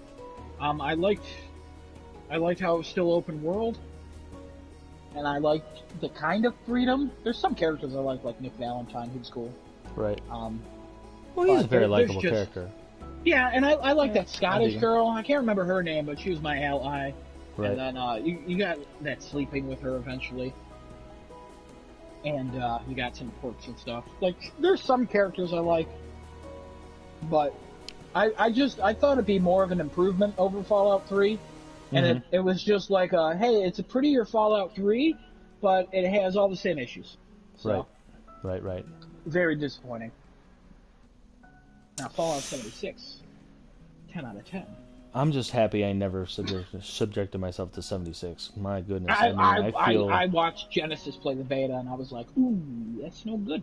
It's no good. I'm glad there's a community who likes it. I'm glad they're happy. And I'm sorry that community has been thrown through hell and back with they everything. Yeah. It's so weird. Like, even for the community that does support it, it just doesn't seem like they're being helped out in any way by Bethesda. Yeah. I mean, it's like it's fighting.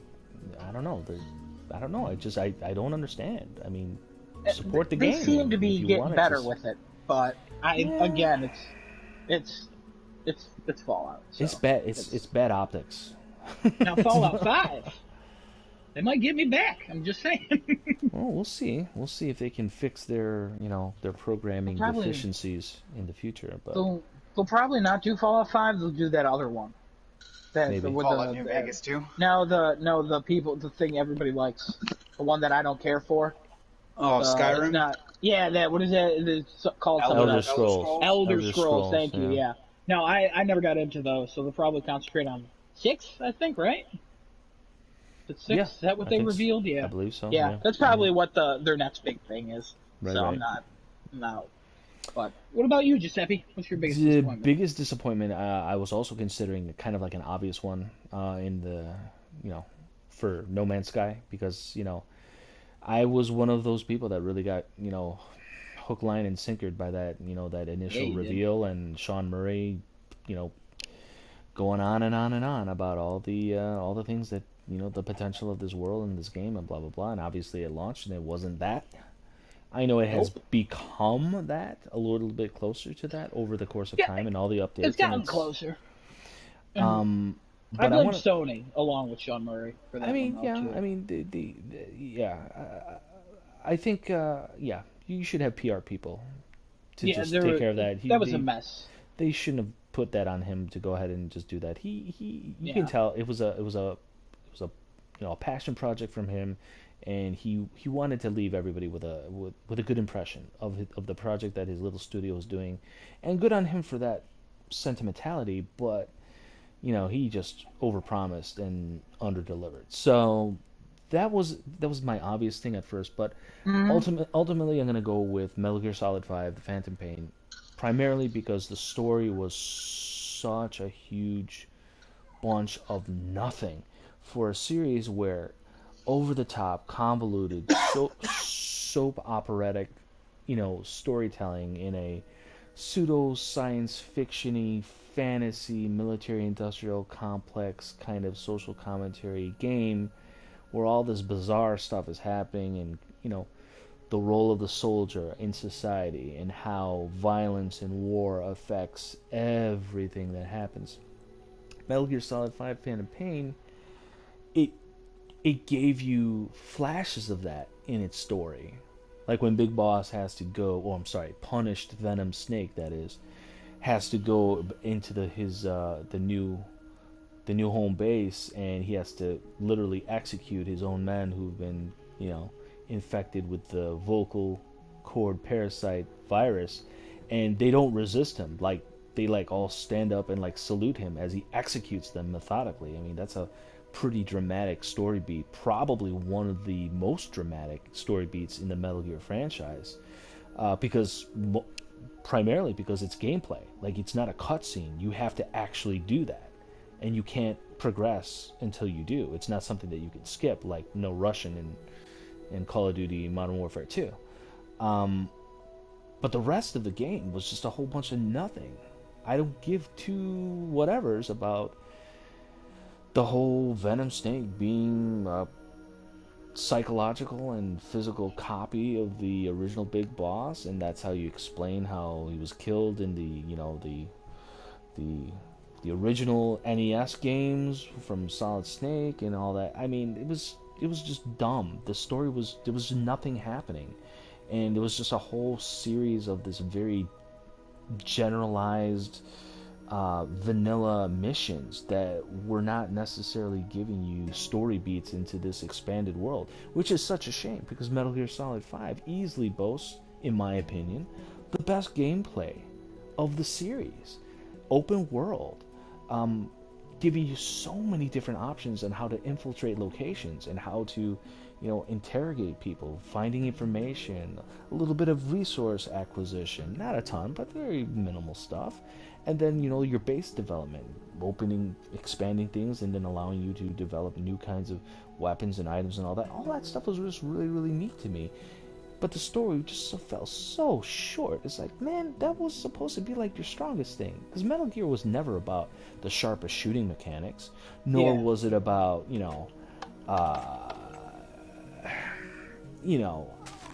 frame rates and, the best graphics or cinematic cutscenes.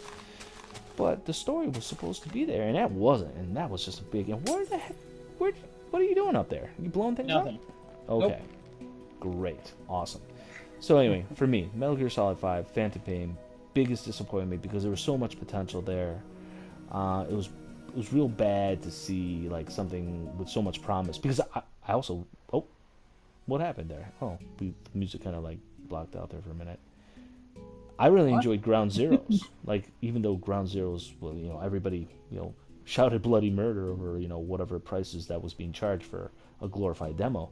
But I got into Ground Zeroes because, well, it was Metal Gear on PS4, and we hadn't had that up to that point. And it just really showed, like, hey, this is the promise of what it will be when the full game comes out. So I wasn't relying on that to give me the Metal Gear story experience that I was definitely expecting from 5. Yeah. And it just wasn't there. So it flopped on its face. And that's why Konami is the worst. That's why I'm happy Kojima left and started doing things like Death Stranding. So I hope he continues to do good things in his own studio and finds. I hope he starts doing good things. You know what I'm talking about? Well, yeah, I want to. hope he works on the next Call of Duty.